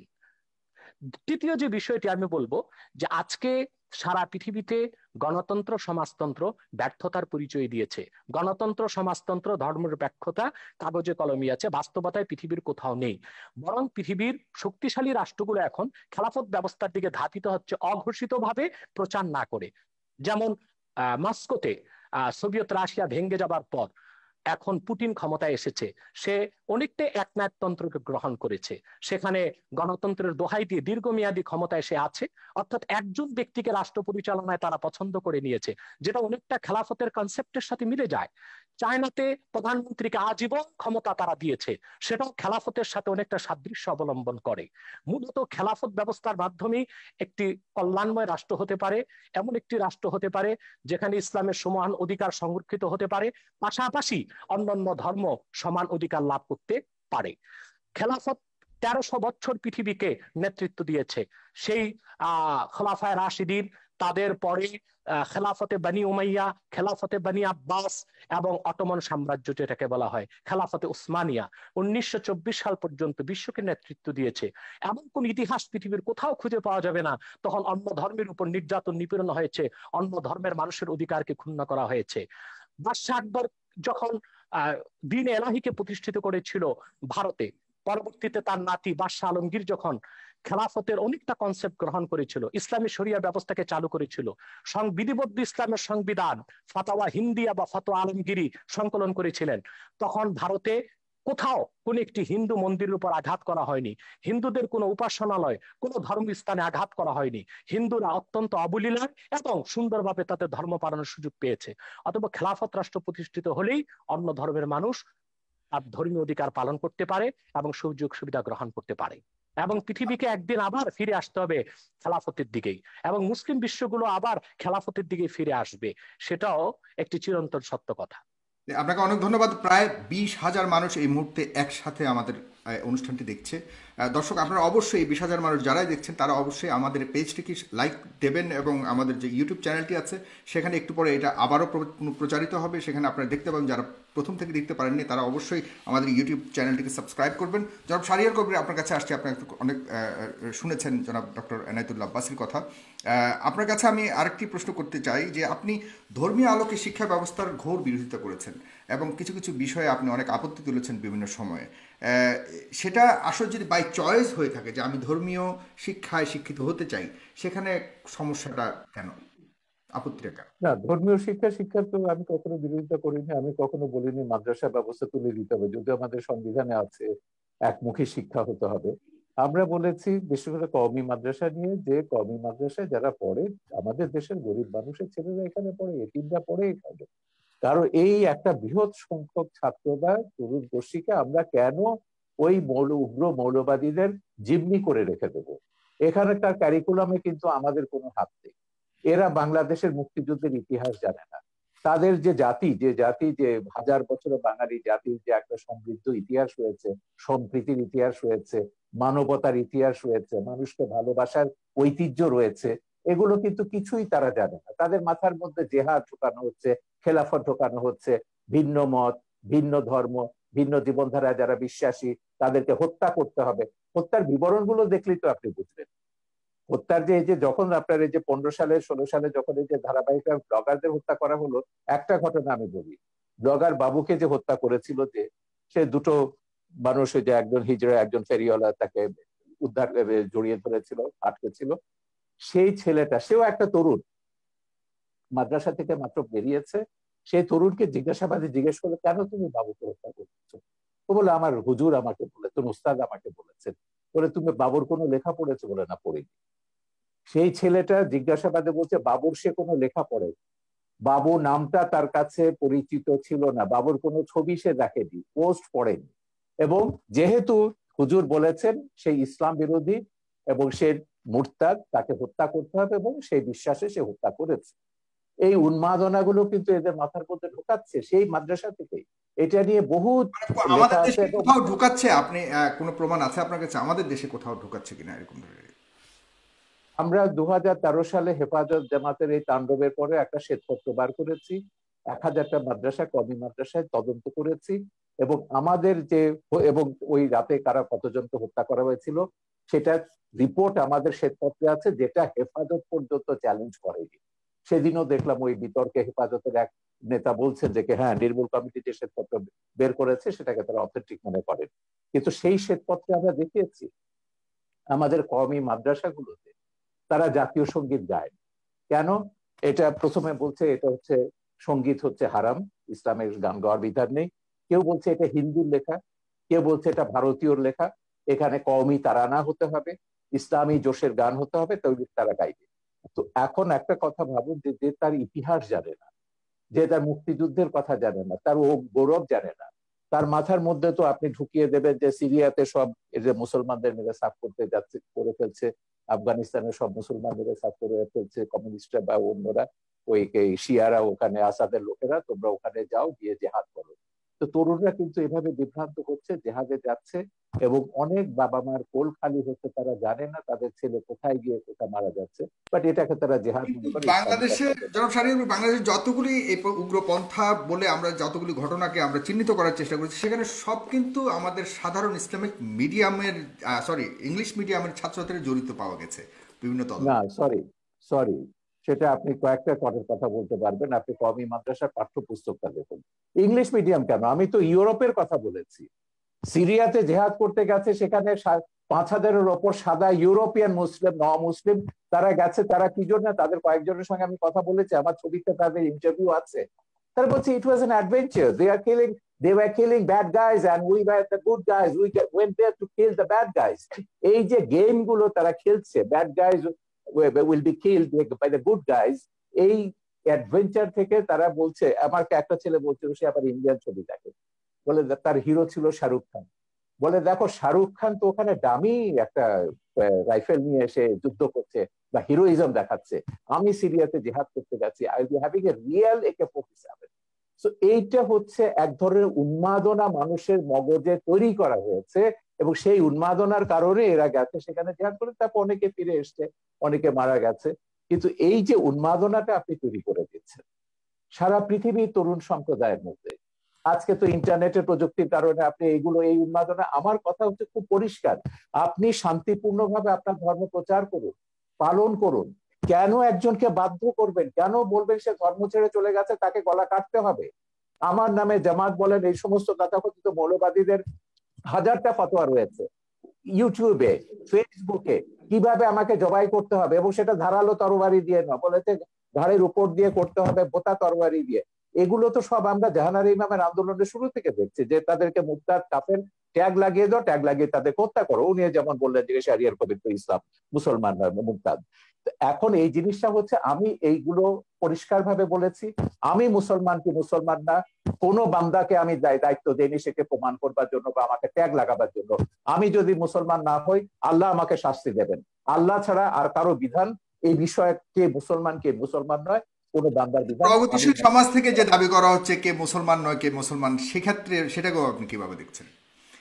মানে মানে কোন আমরা আমরা আমরা অনেক সময় বলে থাকি বুদ্ধিজীবী সম্প্রদায় থেকে বা আমাদের যারা ইয়ের সেখান থেকে বড় থাকে, না এরা রিয়াল মুসলমান নন, এরা উগ্রবাদী। সেই জিনিসটুকু নির্ধারণ করার দায়িত্ব কার? আমরা সবসময় বলেছি ইসলাম একটা শান্তির ধর্ম। হ্যাঁ, ইসলামকে যখনই আপনি সন্ত্রাসের সমর্থক করবেন, যখনই এই যে মামুনুল হকের বাবা কি বলেছিলেন, মামুনুল হকের বাবা বাবরি মসজিদ যখন ভাঙলো, মামুনুল হকের বাবা তখন বললেন কি, আজিজুল হক, ইসলাম নামক বৃক্ষটির গোড়ায় পানি নিয়ে রক্ত ঢালতে হবে। তারপর দিন আমি এটা নিয়ে প্রতিবাদ করলাম। আমরা বলছি ইসলাম কি ড্রাকুলার ধর্ম? রক্ত পান করে ইসলামকে জীবিত হতে হবে? তাই খ্রিস্টান মিথোলজির মধ্যে যে ড্রাকুলা ক্যারেক্টারটা আছে, এটা কি পিশাচের ধর্ম? ড্রাকুলা তো একটা পিশাচ। আমার কথা হচ্ছে সেইটাই, শান্তির ধর্ম ইসলামকে কে সন্ত্রাসের ধর্মে রূপান্তরিত করেছে? এই আল কায়দারা, এই আইএসআইএসরা, এই জামাতি সালাফি, এরা ইসলামকে সন্ত্রাসের ধর্মে পরিণত করেছে। আমি ইসলাম নিয়ে কথা বলছি, সব ধর্মের ব্যাপারে আমি বলছি, মৌলবাদ আপনি আপনি আপনার ব্যক্তিগত জীবনে রাখুন, সেটাকে আমার উপর চাপাতে যাবেন না, রাষ্ট্রের উপর এটাকে চাপাতে যাবেন না। আমি আপনার কাছে আবারও আসছি শারীরিক রূপে। আমরা অনুষ্ঠানের প্রায় শেষ প্রান্তে, আমরা খুব ছোট করে আরো কিছু মন্তব্য নেব এবং অনেকেই মন্তব্য করেছেন দর্শক, আপনাদের মন্তব্য থেকে আমি কিছু মন্তব্য নেব একটু পরেই। অবশ্যই আপনারা শেয়ার করবেন অনুষ্ঠানটিকে, তাহলে অনেকেই দেখতে পাবে। আইএস নিয়ে কথা হয়েছে, আইএস নিয়ে এই মাত্র ডক্টর শাহরিয়ার কবির কথা তুলেছেন, সেখানে অসংখ্য মুসলমান হত্যা করা হয়েছে জনাব ডক্টর এনায়েতুল্লাহ আব্বাসী। এই যে মুসলমানরা নিজেরা আরেকটা মুসলমানকে হত্যা করা বা কোনো, এটা কোনোভাবে কি জাস্টিফাইড কিনা ধর্মীয় আলোকে? ধন্যবাদ সাগর আপনাকে। কিন্তু শাহরিয়ার কবির সাহেবের একটি প্রশ্নের উত্তর দিয়েই কথাটি শুরু করা উচিত মনে করছি। তিনি বলেছেন কে মুসলিম কে অমুসলিম এই অথরিটি একমাত্র আল্লাহ তাআলার। আমি তাকে তাৎক্ষণিক প্রশ্ন করছি এবং উত্তরটি তিনি তার ফ্লোর যখন পাবেন তখন দিবেন, যে কোনো ব্যক্তি যদি বাংলাদেশের স্বাধীনতা সার্বভৌমত্বকে অস্বীকার করে, সংবিধান অনুযায়ী সে লোকটি রাষ্ট্রদ্রোহী এবং রাষ্ট্রদ্রোহী হিসেবে তার শাস্তি হবে। কিন্তু সংবিধানে সেই রাষ্ট্রদ্রোহীর নাম লেখা থাকার প্রয়োজন নেই। ঠিক সেভাবে কে কাফের কে মুমিন, কে মুসলিম কে অমুসলিম, তা আল্লাহ কর্তৃক প্রেরিত সংবিধান কোরআন কারীমের মধ্যে স্পষ্ট করে দেওয়া হয়েছে। অতএব কোরআন কারীমের বিধান অনুযায়ী উলামায়ে কেরাম কে কাফের সেটা বলেন, কে মুসলিম সেটা বলেন। এটা একটি স্পষ্ট বিষয়। খুবই স্থূল চিন্তার, সূক্ষ্ম চিন্তার প্রয়োজন নেই, স্থূল চিন্তাধারীও কথাটি বুঝতে পারে। কোন ব্যক্তি যদি স্বাধীনতা সার্বভৌমত্ব অস্বীকার করে, এখন তাকে যদি রাষ্ট্রদ্রোহী বলে, সে যদি বলে যে সংবিধান আমরা নিতে পারি, আমরা শাহরিয়ার কবির কিছু জিজ্ঞাসা করতে চাচ্ছি, আপনি যদি নেন তাহলে আপনার কথা বলতে সুবিধা হবে। আমি একটু শেষ করছি, আবার শুনবো। অতএব কোরআন কারীমে আল্লাহ স্পষ্ট বলে দিয়েছেন মা ইউজাদুলু ফি আয়াতিল্লাহি ইল্লাল্লাযিনা কাফারু। আল্লাহর কোরআনের আয়াতে যে সন্দেহ করে, অস্বীকার করে, সে কাফের ছাড়া কিছুই নয়। এখন কোরআন কারীমের 6666 খানা আয়াতের কোন একটি আয়াতকে কেউ যদি অস্বীকার করে, আল্লাহর সিদ্ধান্ত অনুযায়ী আমি তাকে কাফের বলবো। তাকে যে কাফের বলবে না সেও কাফের হয়ে যাবে। তবে তার শাস্তি কি হবে সেটাও কোরআন নির্ধারণ করে দিয়েছে, হাদিস নির্ধারণ করে দিয়েছে। দ্বিতীয় যে কথা তিনি বলেছেন আইএস এর কথা, জিহাদের কথা, সবচেয়ে আফসোসের বিষয়, জিহাদ সম্পর্কে ইসলাম কি বলে আমাদের ধারণাটা মোটেও নেই। আইএস কে আমরা প্রকৃত মুসলিম তো মনেও করি না। সেটা কি মুসলমান দায়ী? আইএস এর প্রতিটি অস্ত্রের গায়ে লেখা ছিল, অস্ত্রের গায়ে it is the property of United state of America.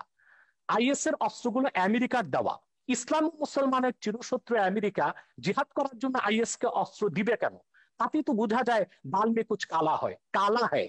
সন্ত্রাস ছড়িয়ে তার দায়ভার ইসলামের উপর দেওয়ার একটি নিউ কনজারভেটিভ ইহুদি খ্রিস্টানদের রক্ষণশীল সমাজের একটি অপচেষ্টা ছাড়া আর কিছু নয়।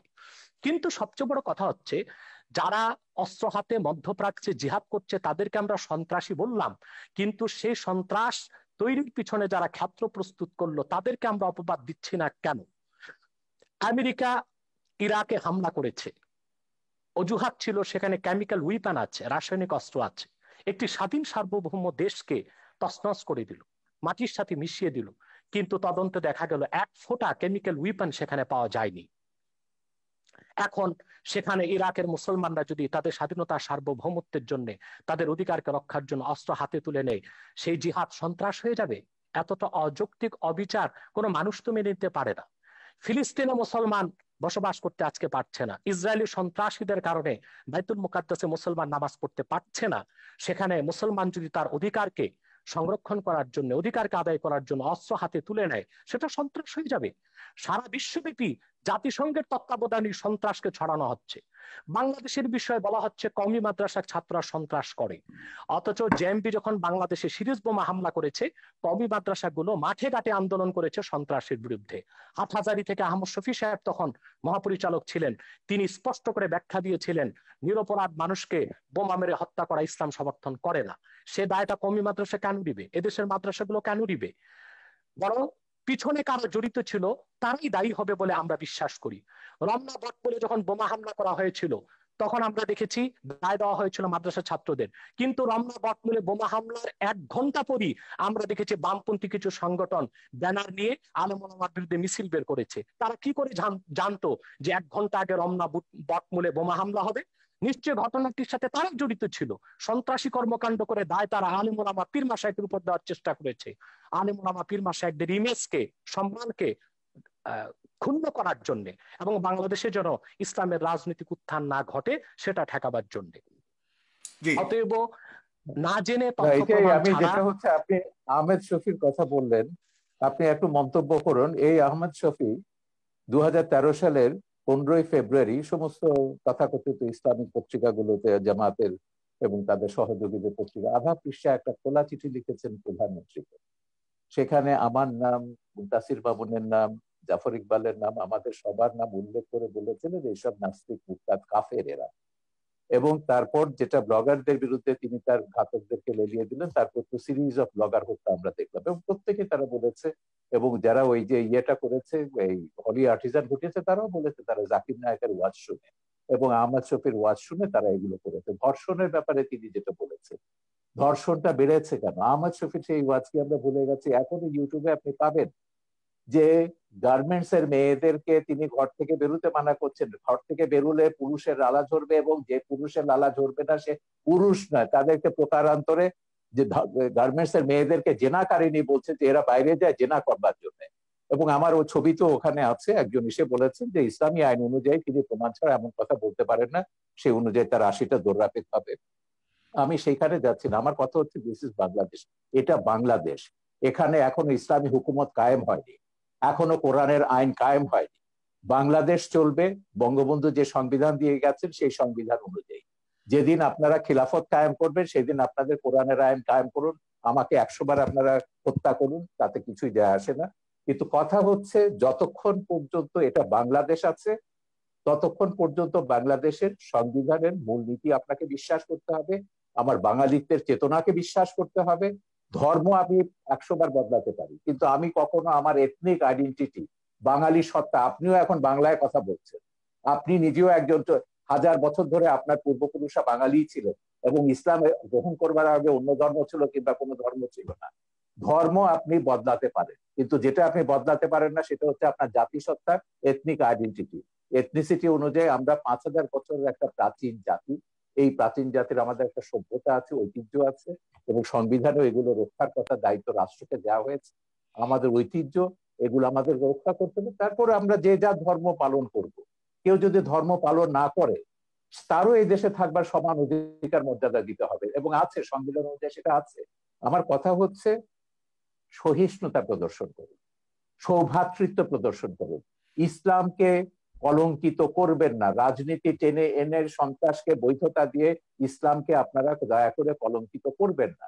পশ্চিমারা একটা অজুহাত পেয়ে গেছে, ইসলাম ব্যাশিং একটা শব্দ পশ্চিমে, এবং তাদেরকে গিয়ে বোঝাতে হয় যে না, আমাদের দেশে ইসলাম হচ্ছে এটা সুফিদের ইসলাম, এটা শান্তির ইসলাম, কিছু সংখ্যক বিপদগামী এগুলো আইএস আল কায়দার প্ররোচনায় তারা এগুলো করছে।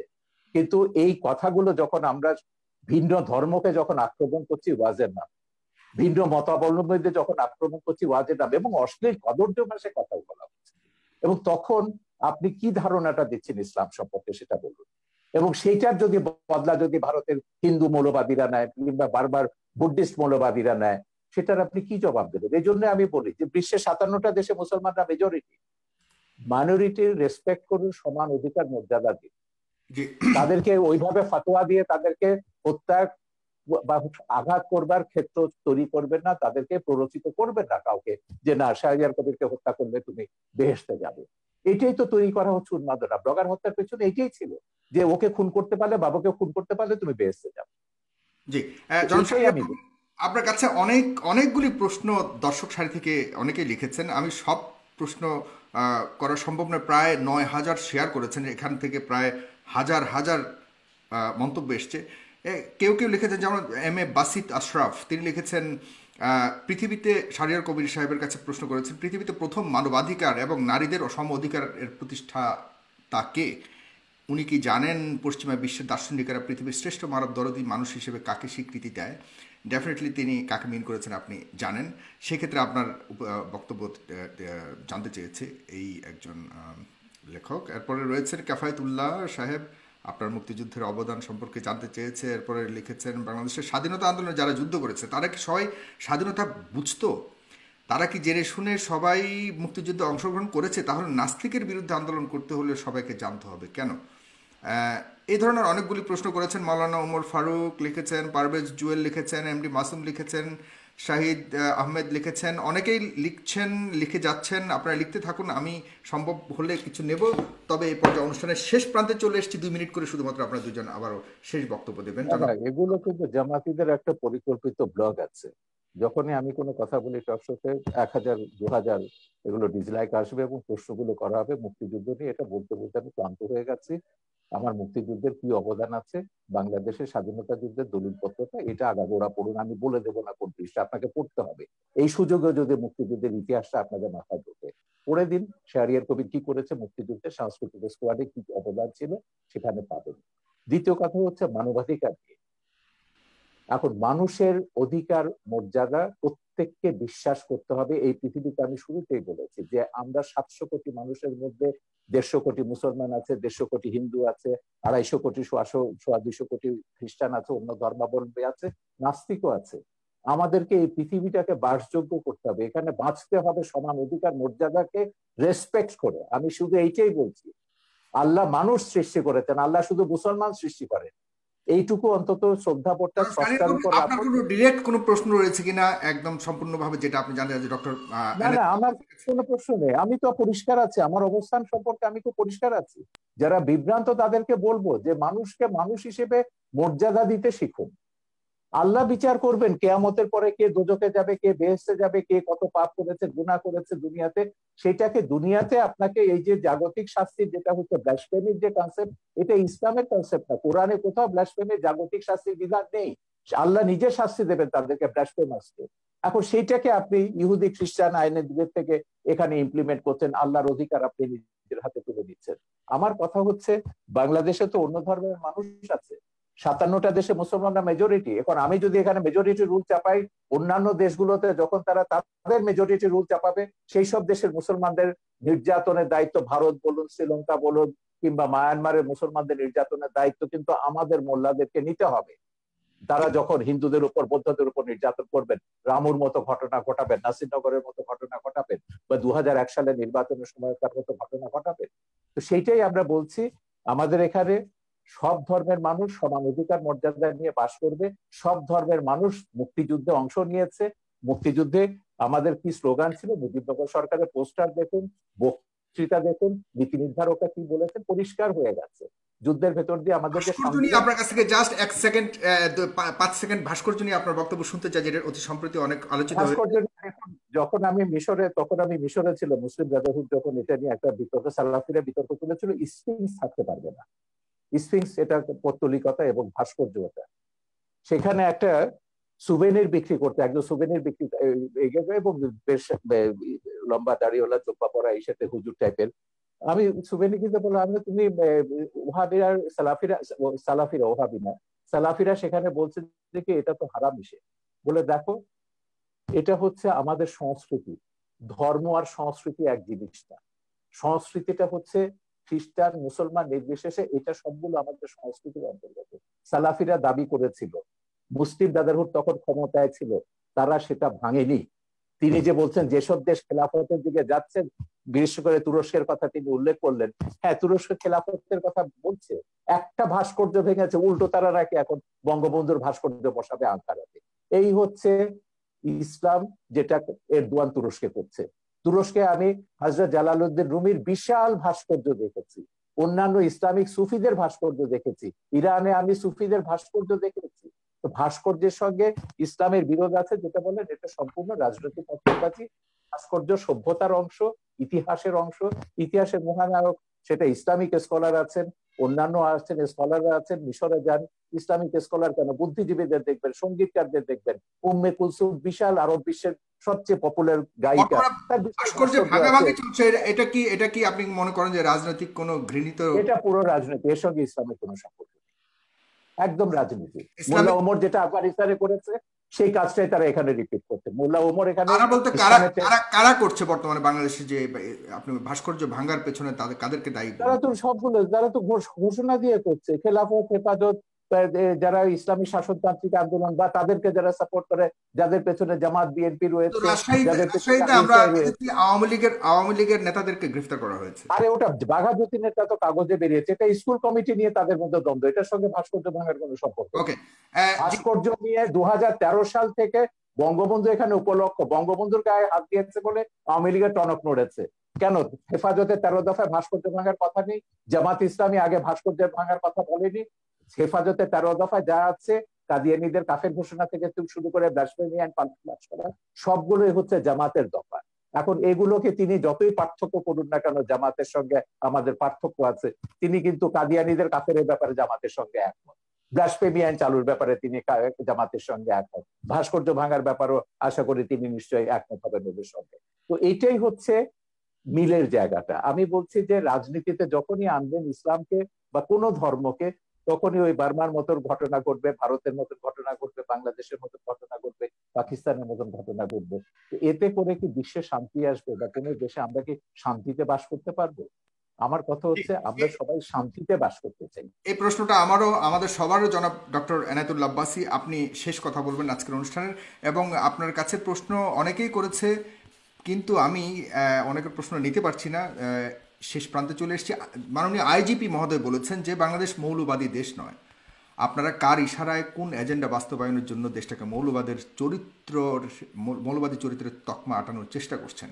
আমরা তো আরব সহ বিভিন্ন রাষ্ট্র দেখি না জঙ্গি মিছিল করতে, জঙ্গি মিছিলের কথা বলেছে, কিন্তু আপনারা আমাদের কথায় কথায় আমাদের দেশে জঙ্গি মিছিল করেন। তাহলে দেশটিকে জঙ্গিবাদের দিকে ঠেলে দিচ্ছেন কিনা, কারো উদ্দেশ্য হাসিল করতে চাচ্ছেন কিনা? এবং ফ্রান্সের কথা বলেছেন তিনি, পাশাপাশি তিনি বলেছেন যে এদেশে ইসলাম প্রচার করেছিলেন সুফি সাধকরা, তারা কিন্তু কখনোই তরবারি প্রয়োগের মাধ্যমে ইসলাম প্রচার করেনি। আপনারা কেন এখন এমন উস্ফলন দেখাচ্ছেন? এটা কেন, বা এ ব্যাপারে উনি প্রশ্ন করেছেন আপনাদের আলেম সমাজের কাছে। ধন্যবাদ সাগর। প্রথমে শাহরের কবির সাহেবকে বলবো যে তিনি জামাত ফোবিয়াতে ভুগতেছেন, সব জায়গায় জামাতের গন্ধ পান তিনি, এটা ঠিক নয়।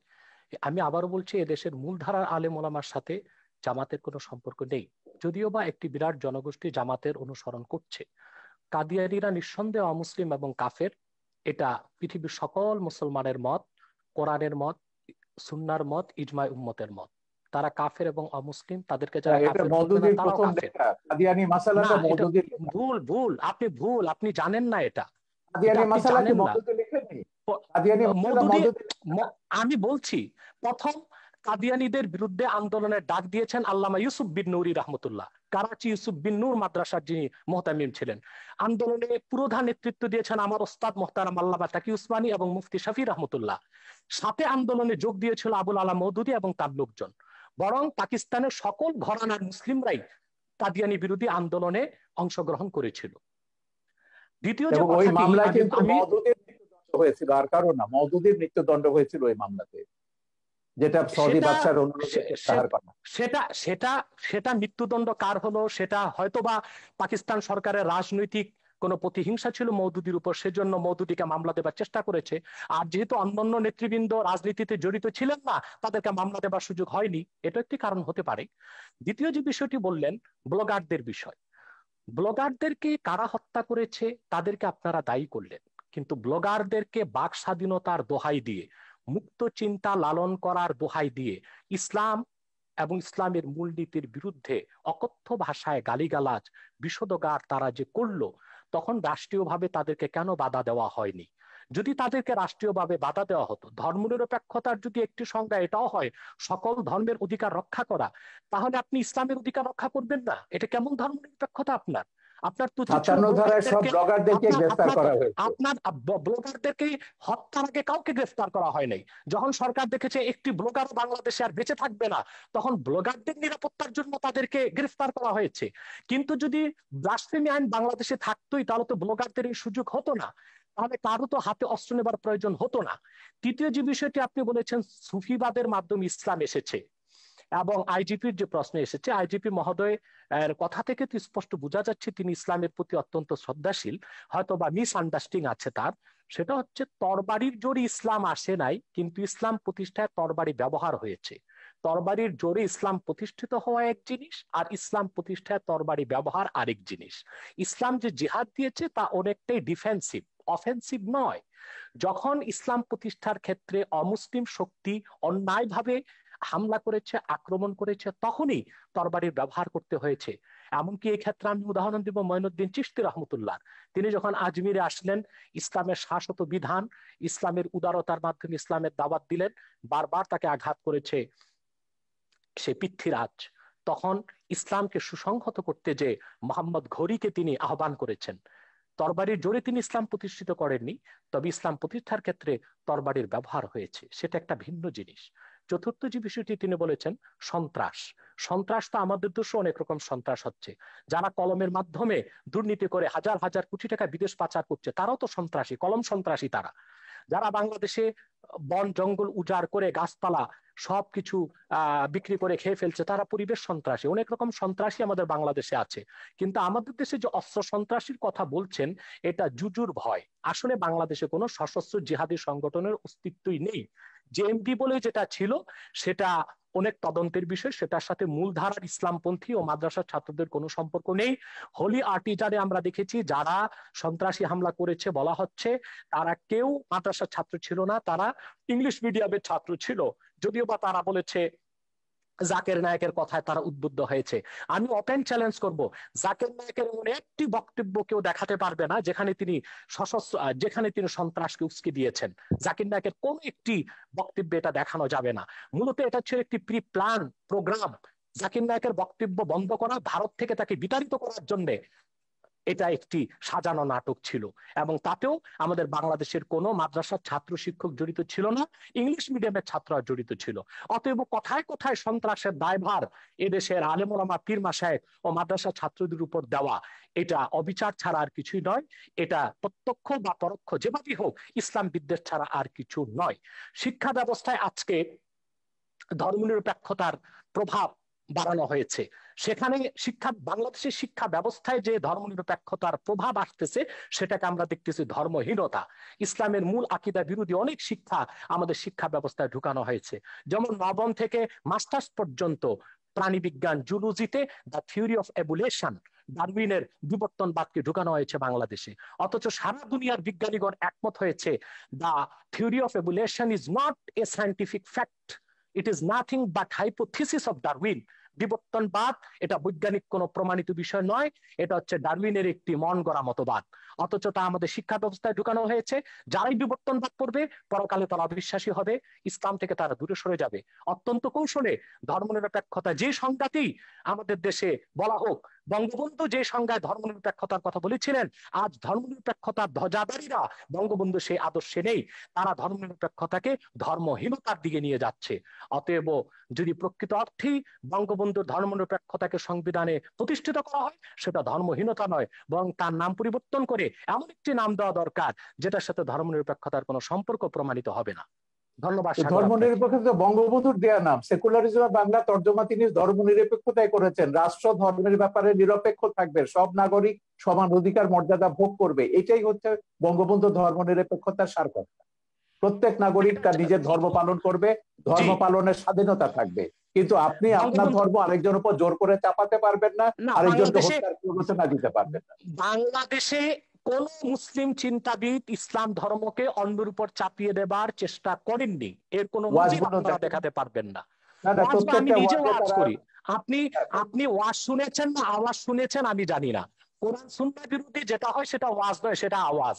বাংলাদেশে অনেক নিম্নমানের বক্তব্য বের হয়ে গিয়েছে, যারা গলাবাজির মাধ্যমে ওয়াজ করতেছে, সেটাকে আমরা ওয়াজ বলি না, সেটাকে আমরা আওয়াজ বলি।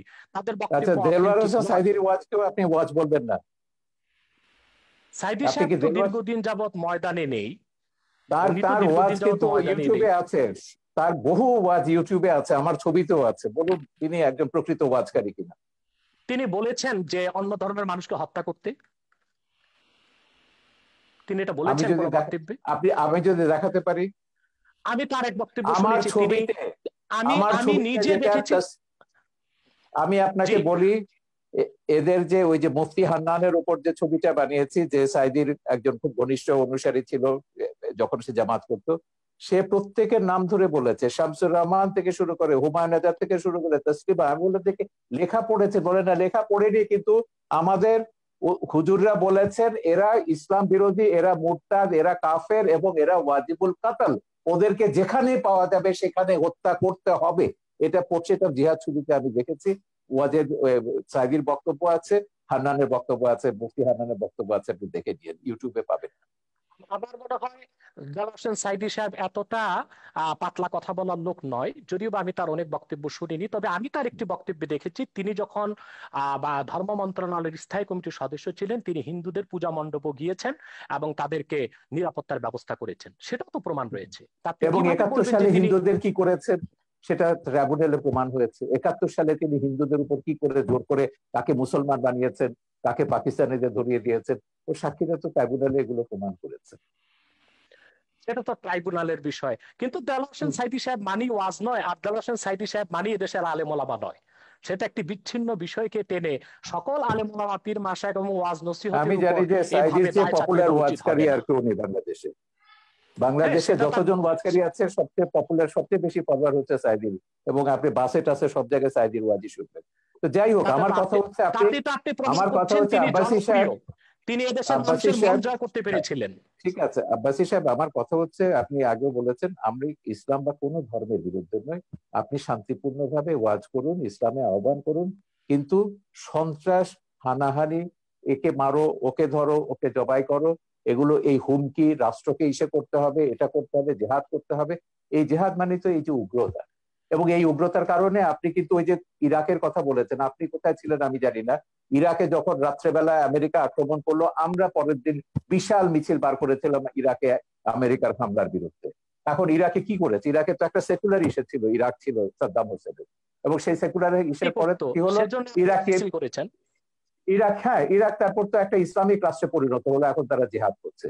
যাই হোক, আমরা আমেরিকার যত জায়গাতে জেহাদিদের, এই যে তালেবান, আল কায়দা, এটা আমার ছবিতেই আছে, আমেরিকা কি করে এদেরকে তৈরি করেছে, জেহাদকে, পলিটিক্যাল ইসলামকে কিভাবে আমেরিকা মদদ দিচ্ছে, এটা আমার ছবিতেই আছে। সোভিয়েত ইউনিয়নকে ধ্বংস করবার জন্য আমেরিকা পলিটিক্যাল ইসলামকে সবুজ বলয় তৈরি করেছে লাল বলয়ের পাশে। এটা আজকে সর্বজন বিদিত সত্য। আমেরিকা এখন তৈরি করে, এখন তারা নিজেরা ফ্রাঙ্কেনস্টাইনের ভয় দেখছে, 9/11-এর মতো ঘটনা করছে। তো আমেরিকাদের বলেছে, জামাত ইসলামীকে তো এখনো তারা মডারেট ইসলামিক পার্টি মনে করে, এখনো জামাত প্রেম তাদের কাটেনি। পরশুদিন আমেরিকার স্টেট ডিপার্টমেন্টের সঙ্গে আমাদের একটা দীর্ঘ ওয়েবিনার হয়েছে। তো আমেরিকা বলুন, আমেরিকার শয়তানিও আমরা জানি, ধর্ম নিয়ে যারাই রাজনীতি করেছে তারাই সংখ্যালঘুদের উপর, মানুষের সমান অধিকার মর্যাদার উপর আঘাত করেছে। এগুলো আমাদের ভুলে যেতে হবে। আমাদের কথা হচ্ছে সমাজে সংখ্যাগরিষ্ঠ থাকবে, সংখ্যালঘিষ্ঠ থাকবে, আস্তিক থাকবে, নাস্তিক থাকবে। আমাদের কি করে আমরা শান্তিতে বাস করব, দেশটাকে এগিয়ে নিয়ে যাব। আপনি ধর্ম প্রচার করুন না, শান্তিপূর্ণভাবে ধর্ম প্রচার করার অধিকার তো সংবিধান আপনাকে দিয়েছে। বঙ্গবন্ধুর ওই যে ধর্মনিরপেক্ষতার যে ব্যাখ্যাটা দিয়েছেন, সেখানে বলেছে প্রত্যেক ধর্মের মানুষ শান্তিতে তাদের ধর্ম পালন করবে, প্রচার করবার সব রকম স্বাধীনতা দেওয়া হয়েছে। কেন একটা ধর্ম আপনাকে জোর করে অন্যের উপর চাপিয়ে দিতে হবে? আপনি দাওয়াত দিন শান্তিপূর্ণ ভাবে, আমাদের কোনো অসুবিধা নেই। শান্তিতে যখন ধর্ম প্রতিপালন করার কথা তো বহু আগে, 1400 বছর আগে আমাদের মহানবী সাল্লাল্লাহু আলাইহি ওয়াসাল্লামও বলে গেছেন। আমার কাছে বলেছেন, আমি সেটাই বলছি, তো আমি সেটাই বলছি, মহানবী কেন, প্রত্যেক মহাপুরুষরাই বলেছে। কোরআনেও আছে, আল্লাহ প্রত্যেক জাতির জন্য আমাদের নবী দেশে পাঠিয়েছে। অশান্তিটা আপনি কোথায় দেখেছেন? আমি আমি যদি বলি যখন রাজনীতির সঙ্গে ধর্ম যোগ ওয়ার্ল্ড করবে তখন কনটেক্সটে অশান্তি আসবে। উগ্রবাদের কারণ ওই যে উনি যেটা বলেন, আব্বাসী বাংলাদেশ সাহেব যেটা অনেক বললেন, অনেক ভালো অবস্থাতে আছে। জি, আমি তো জানি, আমি তো জানি সেইটাকে নষ্ট করবার জন্য তো তারা গৃহযুদ্ধের হুমকি দিচ্ছে এখন। বলেছে 2013 সালের চেয়ে ভয়াবহ ঘটনা ঘটবে যদি বাংলাদেশ থেকে এসব ভাস্কর্য ভাঙা না হয়, সরিয়ে না হয়। গৃহযুদ্ধের হুমকিটা কারা দিচ্ছে? কারা দেশটাকে পরাজয়ের প্রতিশোধ দিতে চাইছে 71-এ? তো আপনি 71-এর পরাজয়ের প্রতিশোধ এখন নেবেন বাংলাদেশকে বললে ওমরের আফগানিস্তান বানিয়ে, আর আমরা চুপচাপ বসে বসে দেখবো? সেজন্য আমরা সরকারকে বলেছি না, সময় এসেছে, কঠোর ব্যবস্থা নিতে হবে। এই দেশে ধর্মের নামে কোনো সন্ত্রাস অনুমোদন করা যাবে না, সেটা যে কোনো ধর্মের নামে। জি জনাব আব্বাস সাহেব। জি, জনাব সাগর সাহেব, উনি যে কথা বলেছেন যে আসলে ওনারা যে ধর্মনিরপেক্ষ এবং অসাম্প্রদায়িক রাষ্ট্র চান, পৃথিবীর পৃথিবীর কোন রাষ্ট্রে সেই কল্পিত ধর্মনিরপেক্ষ রাষ্ট্র বাস্তবে নেই, অসাম্প্রদায়িক রাষ্ট্র নেই। সকল এবং অসাম্প্রদায়িকতা আপনাদের খিলাফত পৃথিবীর এবং কোথাও নেই, আছে, খেলাফত কোথাও নেই। খোলাফায় রাশিদিনে প্রমাণ হয়ে গেছে যে 3 জন আমি খলিফাকে আপনারা দেখাচ্ছি হত্যা করেছে। শেষ করি। 3 জন আমি খলিফাকে আপনার কথা বলার সময় কথা মুসলমানরা বলি নাই, হত্যা করেছে। সেটাই বলছি,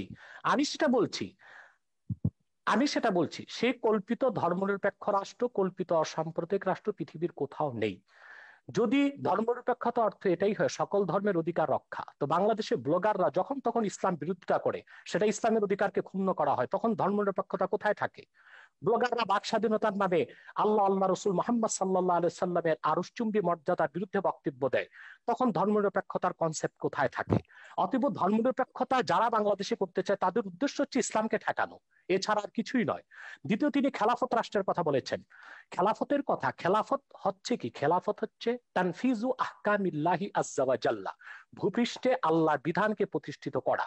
আমি বলবো যদিও আরবে রাজতন্ত্র প্রচলিত আছে, কিন্তু তা সম্পূর্ণ খেলাফত ভিত্তিক চলছে দেশ। সেখানে বেনামাজিকে 25 বেত্রাঘাত করা হচ্ছে, সেখানে যারা চুরি করছে তাদের হস্তকর্তন হচ্ছে, যারা জেনা করছে তাদেরকে সাঙ্গে সার করছে। এটা খেলাফত।